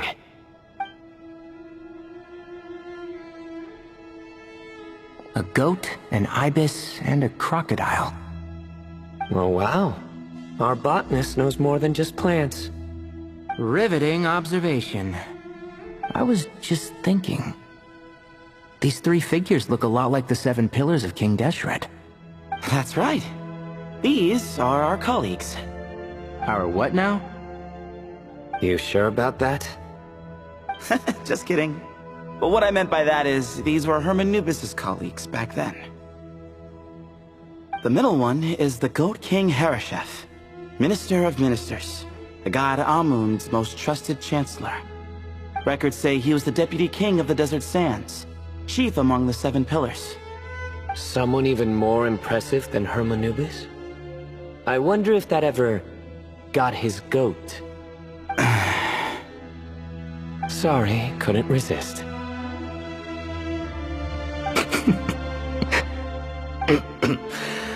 Okay, that was a good one. Wait, really? I've got so much more where that came from. Where were we? This is Sobek, the Crocodile King, Captain of Captains. As the name suggests, he was a valiant commander, and had dominion over all weapons of war. And finally, this is the Ibis King Thoth, Scribe of Scribes. Your memory's pretty impressive. I bet you're almost as good as me at memorizing cards. A scribe? Did he manage archives then? Like Alhaitham? Wait, that's all alhaitham does? I never knew being an academia scribe was such a cushy job. Well, that's how his friend put it, anyway. But it does seem like he has a lot of free time. Well, I don't know much about the academia, but I'm sure the Ibis King had more responsibilities than that. The temple's records say he represented the wisest aspects of King Deshret, inventing the desert script and arcane arts at his king's command. He must have been quite the impressive man then. Or creature, depending on how you look at it. Still, why are these three the only ones represented here? What about the other pillars of King Deshret? Maybe because the three of them were extra close? Huh. Kinda like us. Oh yeah! Maybe we should have someone inscribe us on a commemorative stone slab too. Or we could just take a picture. It would serve the same purpose. Anyway, no more distractions. Huh. Doesn't it look like there's writing carved into the corner? Huh. There is. And it's in the ancient desert script too. Looks like the Ibis King left you some homework. Give me a sec. I'll try and translate it. The ministers are unvirtuous. The scribes unwise. The captains unworthy. My end is not humanity's end. Hereby bestow upon you all the far side of eternity. Wait, so they went to Aru? It doesn't sound like it was their idea. The far side of eternity is said to be the final land of dreams for all desert dwellers. But if such a place did exist, wouldn't it also be an inescapable prison? Yes, and based on the writing here, it's clear King Deshret wasn't pleased with these three. This gift he bestowed upon them seems more like a punishment. Such is the power of a king, I suppose. Which means the goat's the one who got in the end. Huh. Yep, not as good the second time. What? Impossible. Well, looks like that's all we can learn here. Should we keep going? Yes, no time to waste.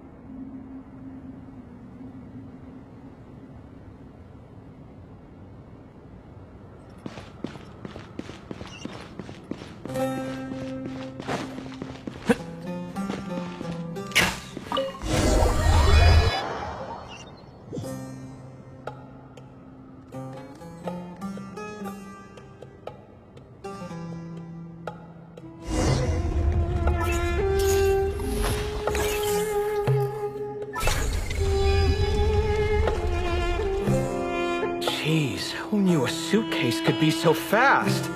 Marak is nothing like this when it comes to housework. Hey, wait up! The scout's job is to take the lead. Just let Marak figure it out. easy for you to say. I'll be the one doing the repairs if something happens. Why don't you go scout ahead then? When I think of a comeback, I'll let you know. Oh, Marak stopped. What is it? Found something?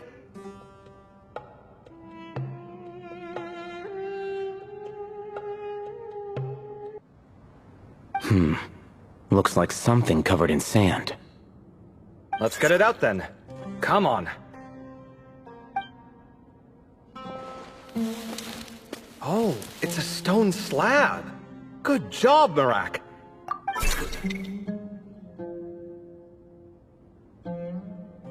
Let's take a look. Huh.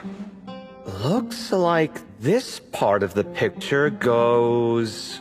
over there?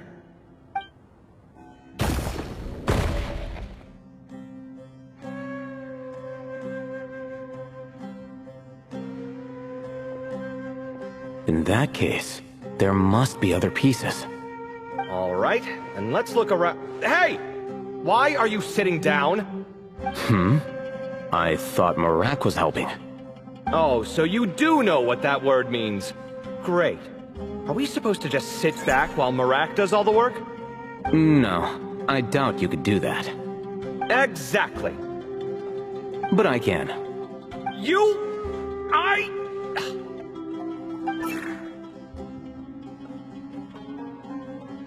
See? It's all coming back to me. How insufferable it is to work with this no-good, do-nothing... We could be more efficient, I agree. I'll work on this piece. You take care of the rest.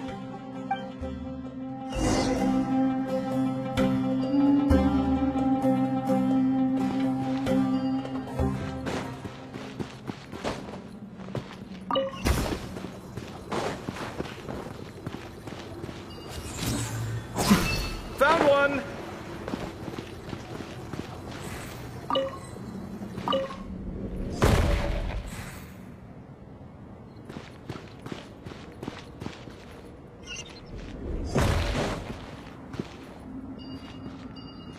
Good teamwork!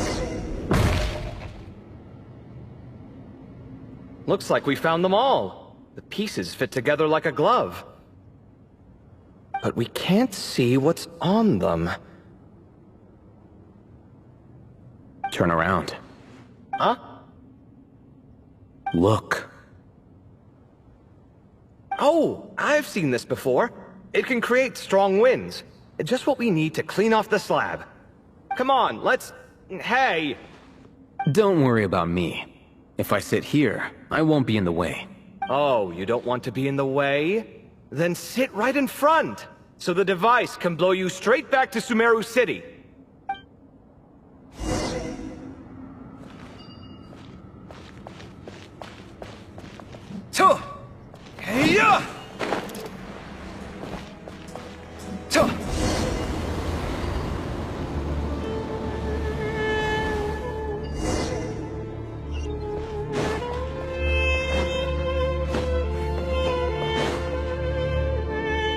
Done. Huh. That's one big cat. And there's a shattered crown. I think it's depicting some kind of story. Look, there's writing too. The Ibis King answered the young noble, granting him the wisdom he sought. But the fragile crown was shattered by lies in the end. Here I leave the name, Gudar's. Gudar's? I've seen that name in a history book before. He was a young noble who sought to save his realm, and a king who once united the desert. That's right. Although his methods were rather shameful. During his long reign, he betrayed his family and the nobles who supported him, only realizing the error of his ways after his enemies left him nowhere to turn. But by then, it was too late. Seems like a common occurrence across history. Different people, same mistakes. It's an inevitable pattern, destined to repeat itself.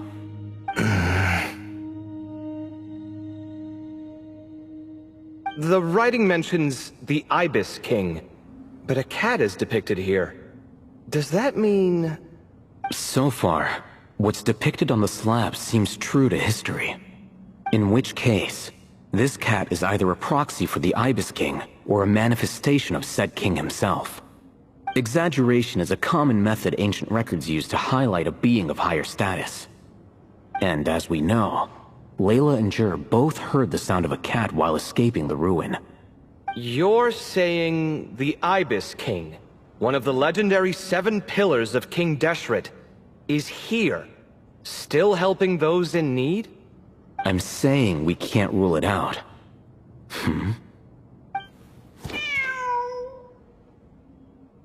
Wait, there it is! The cat!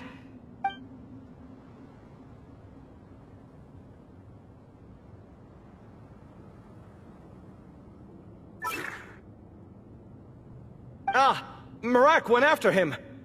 The cat's showing us the way forward. Come, let's follow. Okay.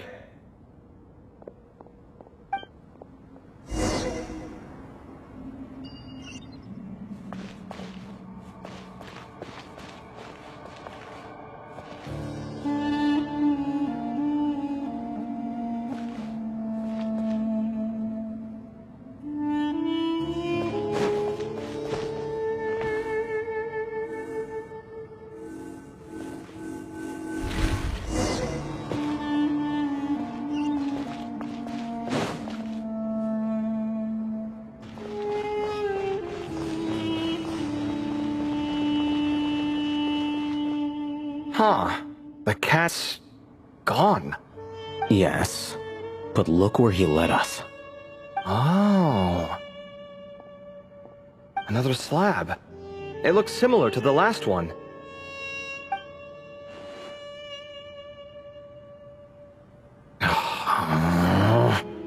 Oh, by all means, take your sweet time. Wouldn't want you to overexert yourself.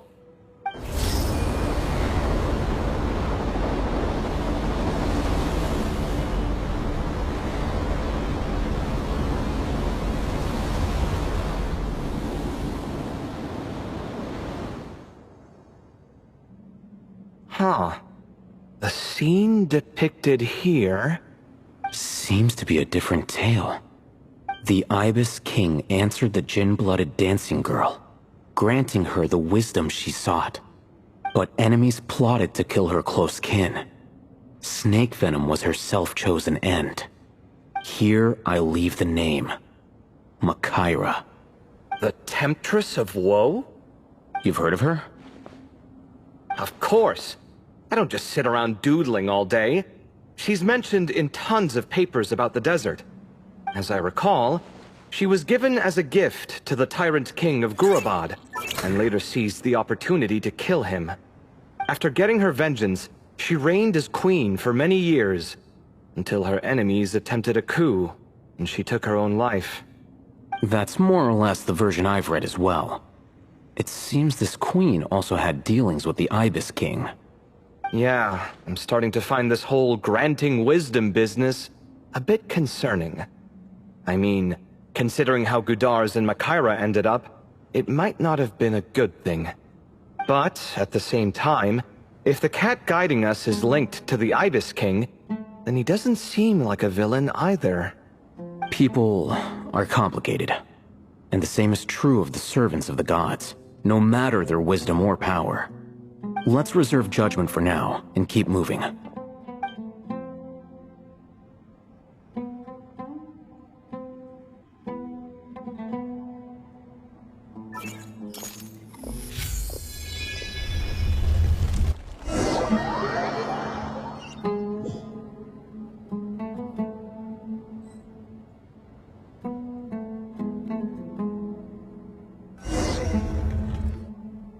Oh, Paimon meant to ask earlier. Have your memories come back, Layla? No, sorry. To be honest, nothing about this experience feels familiar.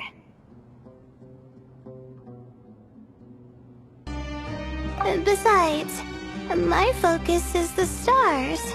So I don't spend a lot of time exploring ancient ruins. Guess that makes us the senior researchers in this scenario. Stick close, alright, Layla? Okay.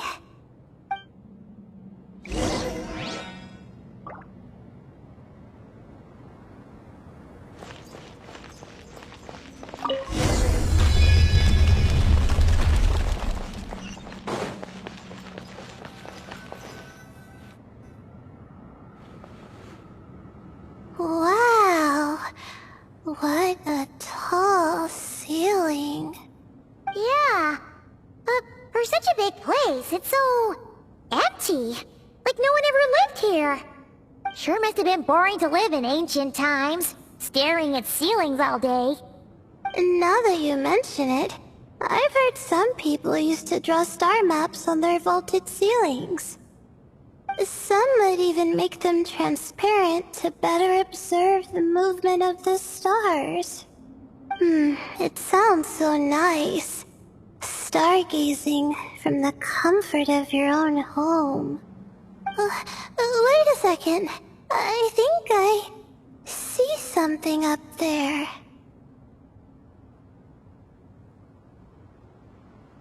Huh? How is Paimon supposed to do that? Oh, right. Flying. Duh! Alright, sit tight, everyone! Adventurer Paimon will be right back!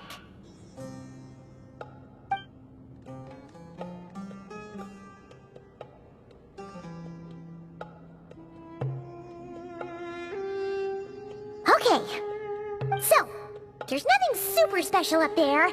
Just a couple of shelves, tables, jars, and scrolls. And a whole bunch of dust, dirt, and sand. You really want to search through all that stuff? Well, when you put it that way... Come on then, let's see what we've got. Paimon's hoping for something super valuable. Thanks. I'll stick close.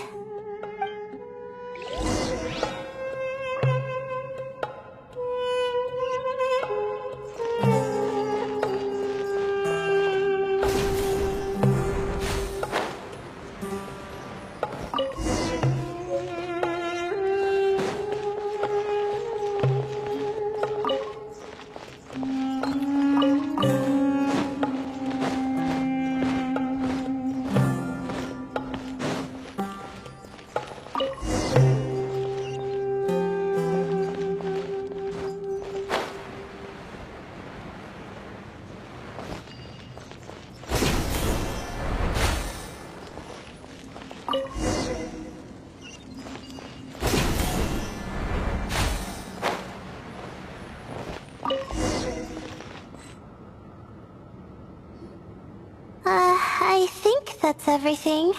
Most of the documents are in the ancient desert script, except these ones. These seem old as well, but the handwriting makes them stand out. Right! Let's arrange them in chronological order before we read through.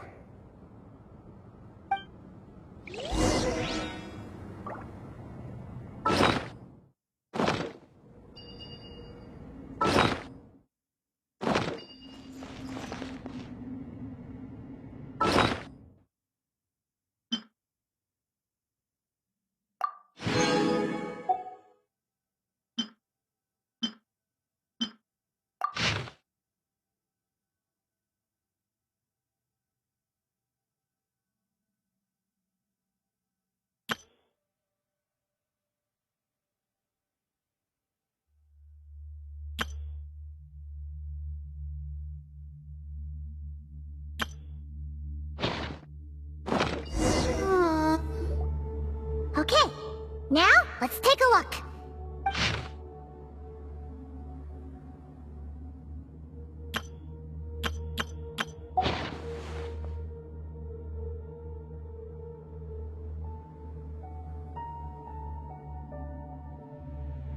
Maybe this person fell in by accident, like Mr. Jur and me.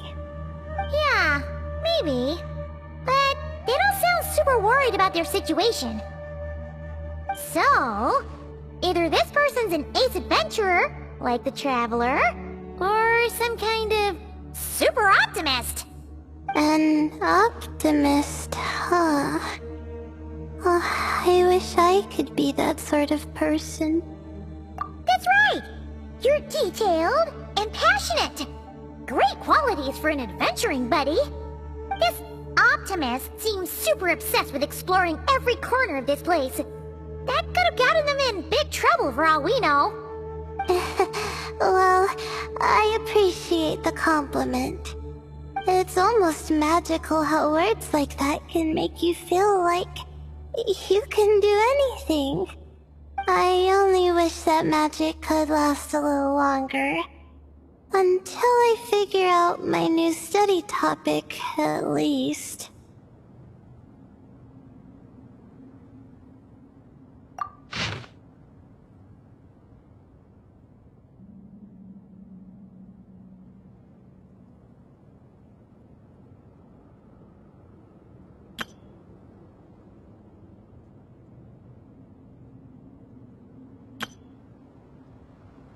Oh, looks like you were spot on, Paimon.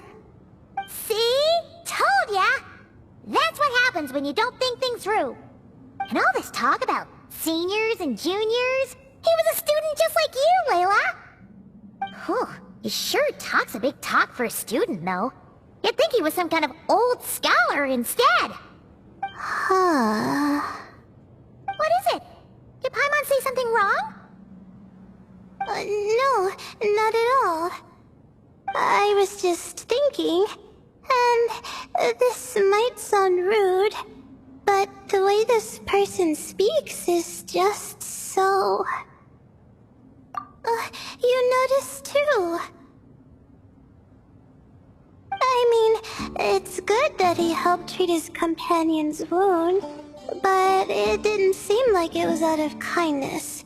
More like he was looking out for his own self-interest, or thought he could get something out of it.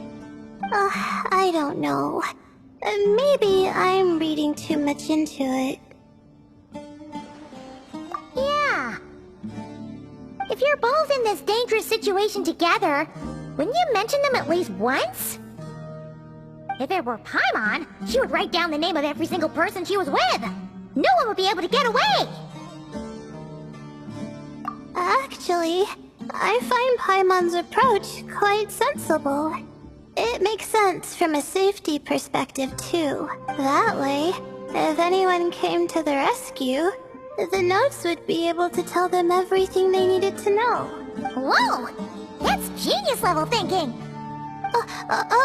Well, I learned that from Madame Faruzan, actually. I'm not speaking from personal experience or anything. Oh, no! I'm just a student. It's fine! You taught us something, so you're our teacher. Simple as that. Anyway, from the looks of things, the student who left these notes behind was pretty weird. Let's keep reading.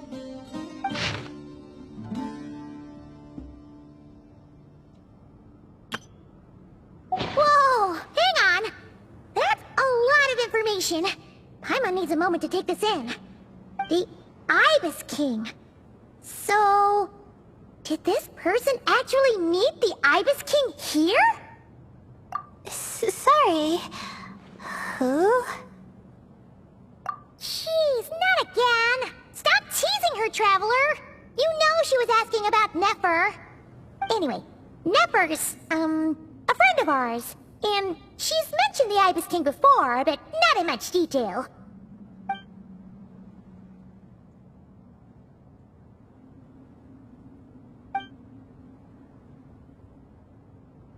Oh, I see. Well, that's not too surprising. Most people in Sumeru know about King Deshret, and most in the academia have at least some knowledge on the 7 pillars. Legend has it, King Deshret ruled the desert at the head of several wise retainers, guiding their people to pursue the limits of wisdom. He also left behind treasures for future generations, which continue to be relevant in nearly every research discipline. And now, this message indicates this student and his senior were rescued by the Ibis King. But to think it's possible to meet him in a place like this... We don't know when these notes were written, but didn't the 7 pillars disappear a long time ago? Yeah! The notes made it sound like his powers were restricted. Also, the mention of this form? What is that supposed to mean? I'm not sure. Let's keep reading.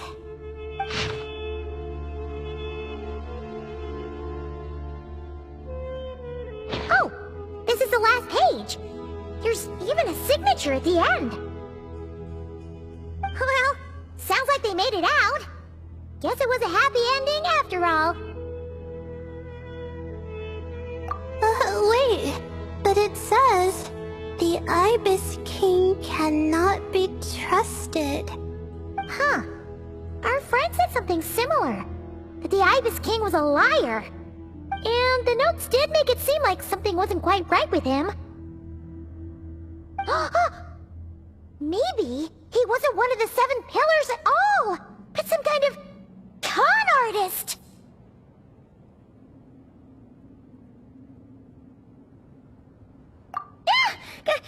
Great, Ibis King! If you heard that, Paimon didn't mean it! Please forgive her! Don't trap us here! I think Paimon raises a good point. Let's keep our guard up just in case. Alright, I think that's all the clues around here. How about we... Oh! It's Narak! That means Kaveh and the others should be around here, right? Hello? Anyone up there? Can you hear us? Yeah, we can! You know, sound travels just fine in an empty chamber like this. You don't have to shout. Of course, if you're shouting to express your excitement at being reunited, by all means, pretend I never said anything. Yelling like this is kinda exhausting. Come on, let's head back down.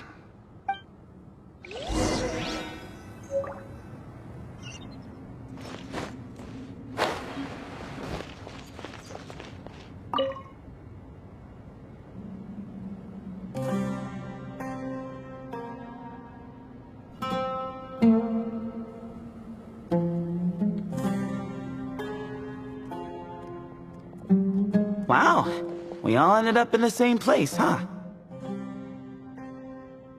Yeah, what a coincidence. Indeed. Or as I like to call it, the chai factor.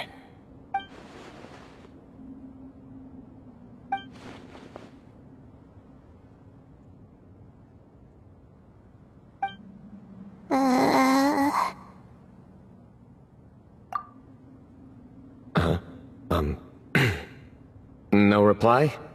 Just say it. All right. Because it's spice to sweet brew again. Oh, hey, that's a new version. Wait, what? You've never heard that one?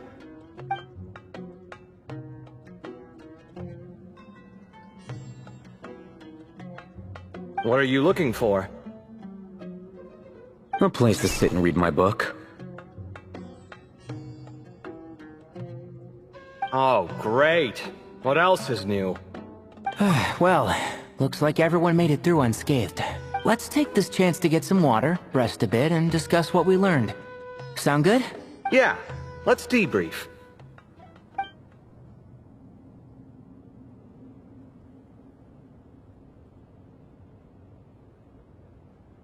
Okay, so we all learned a lot, but it feels like we ended up with even more questions. Yeah, but one thing's for sure. This place is tied to the Ibis King in some way. Hey, Cyno. You're the current representative of Hermanubis. Can you call him up for a sec? Of course. Just let me sense his presence.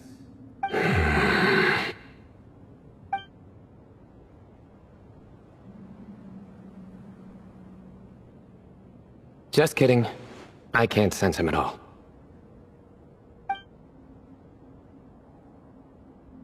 Geez, Sethos. Did you set him up for that one? What are you, a two-man act? Sorry, Herman Nubis isn't like the Ibis King. He can possess me, but I can't talk to him whenever I want. Oh, truly? Does that mean he's gone? I would have liked to reminisce about old times with him. Ah, the cat! It speaks! Of course it speaks. In fact, it is not an it at all. You do me a great offense. My apologies. Esteemed cats, sir?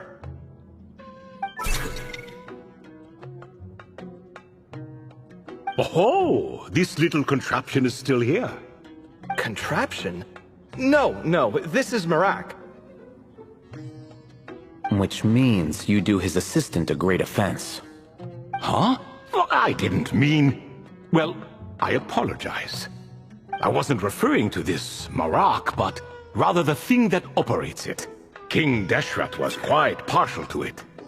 I have forgotten what it was called. It must have had an official name, albeit in the old tongue.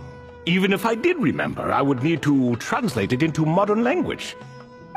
It's not important. Marak's a fine name. Even better than the original, if you ask me.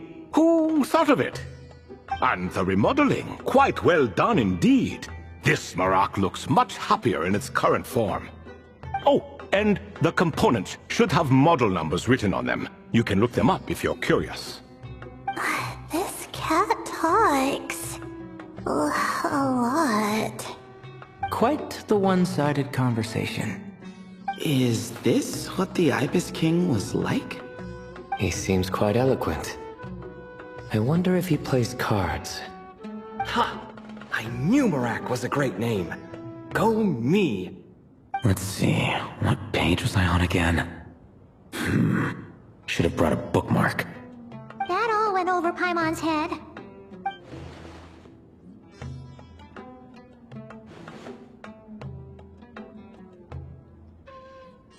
Hello indeed. For you to know my name. Yes, I was not mistaken. You are special among your companions. But you are all guests. It is only proper to invite you in. Come then, this way.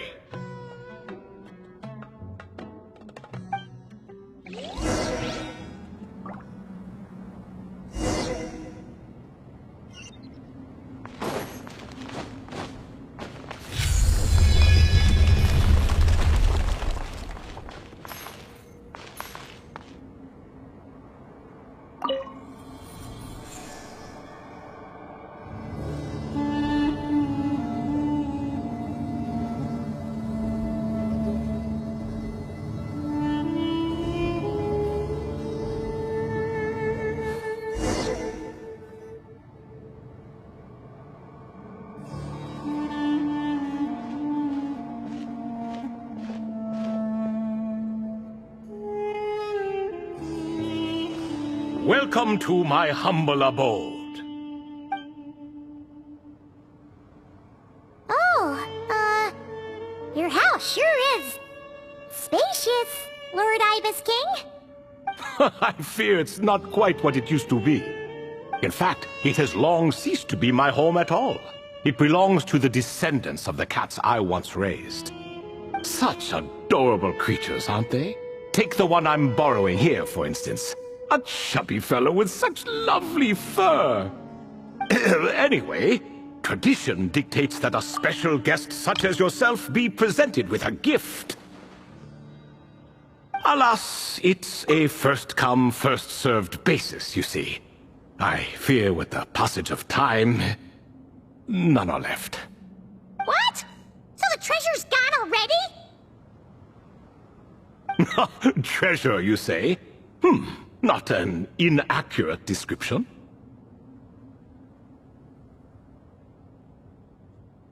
Yes, and no. I have the power to grant gifts inaccessible to the masses. The only requirement is answering a question. Not a bad deal, yes? Of course, my questions were given unto me by King Deshret, who in turn received them from the Mistress of Flowers. There are 3, and no more. What causes our rise and fall? What obliterates love and hate? What determines truth and falsehood? The more he talks, the less Paimon understands. I see. That must mean Gudars and Makaira managed to answer 2 of the 3. Another who understands. Oh, so that's the event those 2 slabs are depicting. Ah, priests and their records. A singular obsession, and quite boring too.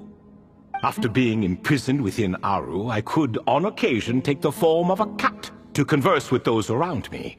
But I despised speaking to them.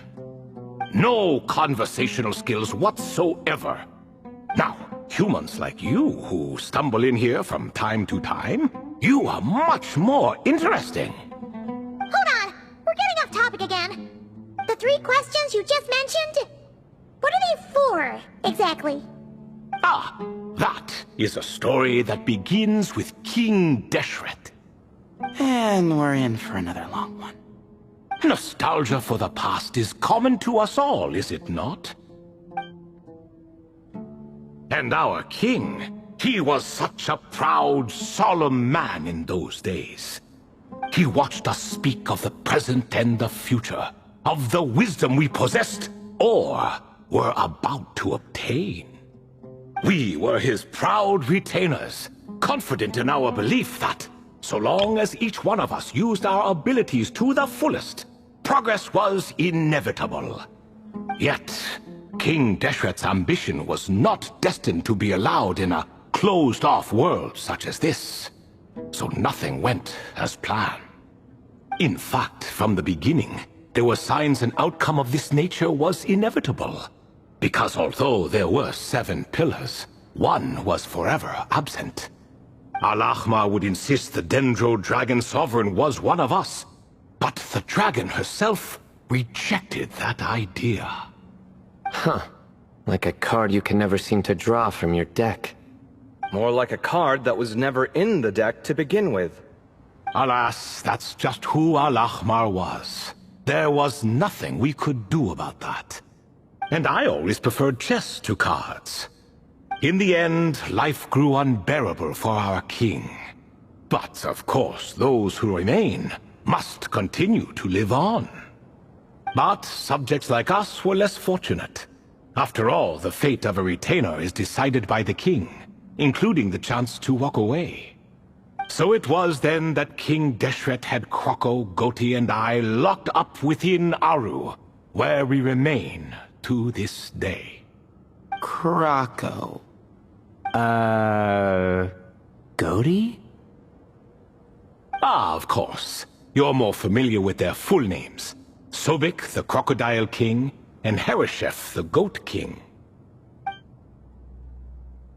And let me tell you, when it comes to chess, Hereshef was a habitual backseat strategist, always spewing nonsense from the sidelines. Well, Sobek was all too quick to take his terrible advice, to the point where I was the one who got accused of cheating. Chess is an exercise in patience, and that man couldn't sit still to save his life. He could never excel at that game.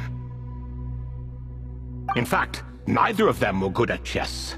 Even so, we played together often, and since I was always the winner, we got along quite well. What are you laughing at? Were we not good friends? No one's laughing. Paimon would never.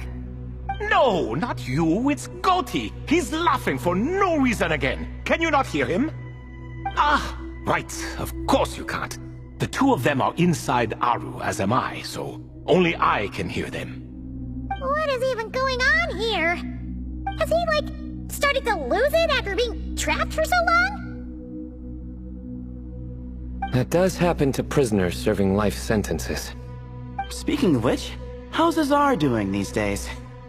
I doubt he's doing much of anything. Just what I wanted to hear. What is the meaning of this? You doubt my words? I have half a mind to not talk at all. Oh, no.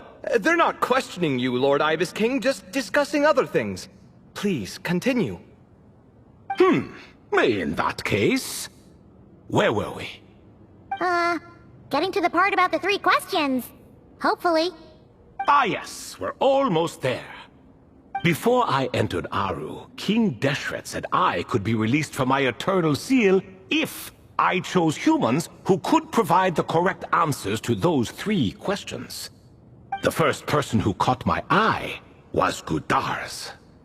I asked him, what causes our rise and fall?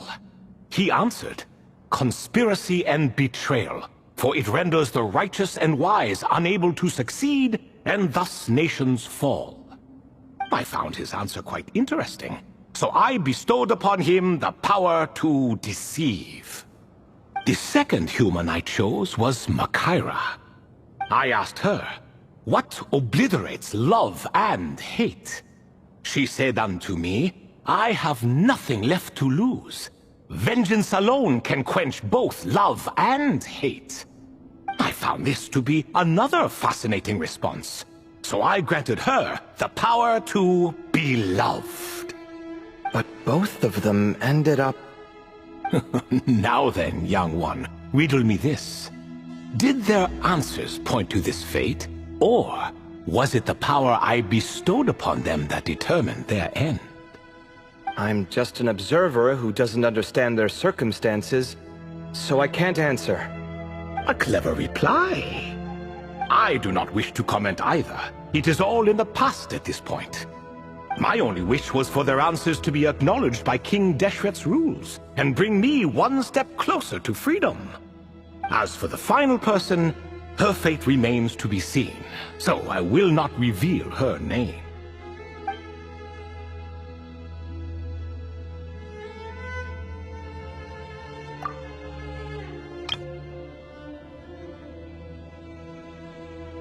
I asked her, what determines truth and falsehood? And found her answer quite compelling, so I bestowed upon her a gift to match. As you can see, however, I have not been freed, so it's clear the answer she gave at that time was wrong. But, alas, 3 people were chosen, and 3 questions were asked. So now all I can do is wait. Wait until her wisdom is in line with the rules set forth by my king. Until she has found the true answer to that question. No wonder there was no 3rd stone slab then. Or perhaps you're just not ready to include her in the story. Though, that might be a generous interpretation. Well, it's not merely because her story remains unfinished. As the remaining priests of this place left, or passed on, there were none left to record the events that followed. Besides, stone slabs are few and far between in the Great Red Sands. In the sprawling desert, very few things or people even manage to leave a trace. But sometimes I can't help but wonder, if that young man from several centuries ago had been willing to answer my question, would I have left Aru by now? Wait, so there was someone else? Of course, it has been thousands of years after all. All sorts of people have stumbled upon this place, but I only chose the special ones. That young man had such a singular intelligence, though his companion, by contrast, was rather average. The author of those notes we found? The student named Zandik? Ah, yes, I think that was his name. In truth, I was unsure whether I should grant him my 3rd remaining gift. He was, of course, exceedingly clever, but he was also mistrustful and narcissistic in equal measure, and there did not seem to be a line he was unwilling to cross. Too much power could be dangerous in the hands of someone like him. so I found myself rather relieved when he declined my gift. Oh, he turned you down? Did he give a reason? Yes. He said he didn't need it. I still remember the look in his eyes. Nothing stood out per se, and still I could sense contempt and disdain radiating from his gaze. I could not give an exact reason, but on instinct I just knew it would not end well to get close to a man like that. So, I tricked him. Stick close to your companion, I said. Only the descendants of Tulatula can come and go as they please. Leave him behind, and there is no escape for you. So, does that mean his companion wasn't a descendant of Tulatula? Oh no, that part was true. The lie was in the other half. Anyone can enter or exit this place. There are no restrictions. I saw that his companion was exhausted and was concerned Zandik might leave him behind, or worse, that some other accident might befall him. So I made up an excuse to prevent Zandik from going a step too far. Oh, and speaking of, Sandik's companion had the same blue hair and pointed ears as you. Wait, does that mean Layla's also a descendant of Tulatula? Indeed. When Hermanubis founded that city, he took in many who had nowhere else to go. Today their progeny are scattered to the four winds, and indeed are far more numerous than I could have imagined. So the person you protected could have been my ancestor. Yes, yes. You're very welcome for that. Could I ask another question, Lord Ibis King? Of course. I have nothing but time, I'm afraid. Did you also save me and a man named Jur? I did. You two were quite unlucky bumping into a device King Deshret once used to measure human brain power. That contact caused more knowledge than you could handle to flood into your minds. So I replaced that knowledge with simpler, repetitive information. Of course, the side effect being the same thought repeating over and over again in your mind, but that should resolve itself in time. How many moons are there in the sky? Yes, that was the phrase I used in your head. I forgot the other one, though. I believe it had something to do with food. Both were spur-of-the-moment decisions, so no need to dwell on the meaning too much. Oh, I see. Thank you, Lord Ibis King. As I said, young one, you are most welcome. If you're inclined to return the favor, perhaps you could turn off that device so no one else can trigger it? There's only so much a cat's paw can do, so I'm afraid this is something I must leave to you. Or Marak, I suppose. Oh, splendid! Another one bites the dust. Such is the fate of things here. Day by day, little by little, the remnants of ages past fade into obscurity. For that reason, the gifts of bygone eras, be they tied to your blood or technological in nature, are not to be revered. They are tools, nothing more. Disrespectful? I simply make the most of what I have. Besides, our king has been gone all these years. What good does it do to revere him now? Oh, are you talking to the Goat King again? No, Croco this time. He's pestering me for another game of chess. Says he wants to even the score. Wishful thinking, if you ask me. If we counted one push-up for every loss, he'd owe me 300,000 by now. Of course, that's just a rough estimate. I've never kept count. It appears that's something you like. Being someone unable to be defeated. I suppose so. All right then. Time for me to extend my winning streak. and for you all to head home. In truth, deep down, I know even the answers to those 3 questions will not change my fate. But that is for me to reckon with. Go on now.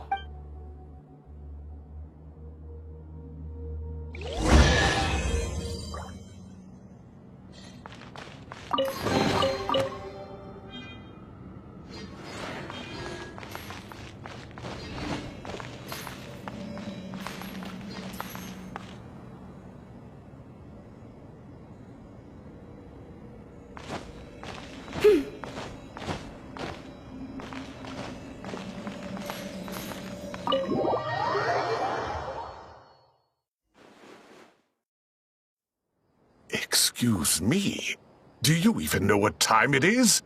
I've harvested 3 crops of tomatoes while you've been gone. You're exaggerating, Professor.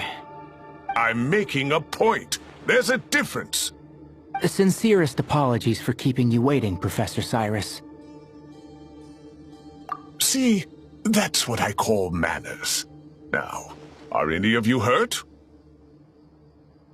Nope. It went way smoother than we expected, actually. I presume the investigation is complete then. Come, tell me all about it. Oh my, did you luck out? If you've read the work from the Vahumana Darshan, you would know that the Ibis King has, well, let's call it a mixed record. Perhaps he softened up a bit in his old age, and that's why he chose to help you. Or perhaps he just didn't have a good enough reason not to help us. See? Marak agrees. How do you even know that's what Marak meant? That could have just been a happy noise. In any case, there's a lot to be happy about. We figured out what happened to Layla and Jur, and there were some unexpected takeaways too. Yeah, I never expected to learn about my ancestry. I've always thought of myself as just an ordinary student. I never would have even considered something like that could be true. Come to think of it, our ancestors might even have been friends at some point. Huh? You're right. Maybe I should take a trip back home to see if I can find any records about that. Oh, I was just throwing that out there. I wouldn't want you to go to the trouble. It's fine. My advisor gave me a break, and I still have a few days left, so... Oh, wait. My study topic. I haven't made any progress at all. No, right. Couldn't you help her, Professor? Huh? No, I could never. Me, you say? I'm from the Spatamar Darshan, and I don't think that Nephis or Zahahadi researched the stars. All I have to offer are my homegrown tomatoes. Although I suppose it's not impossible. I can ask a few old friends to recommend some interesting topics. You really don't have to. It sounds like a lot of work. Hardly. A few passing questions while we water the plants? It's no trouble at all. Thank you so much. Of course. Now it's getting late, and you all must be tired. Let's wrap things up here. Some say desert nights are the sun taking mercy on us after the heat of the day. So, let's leave while she still feels merciful.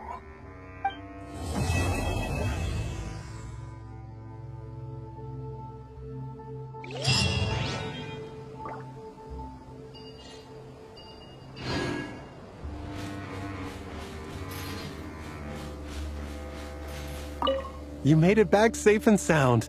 Glad to see it.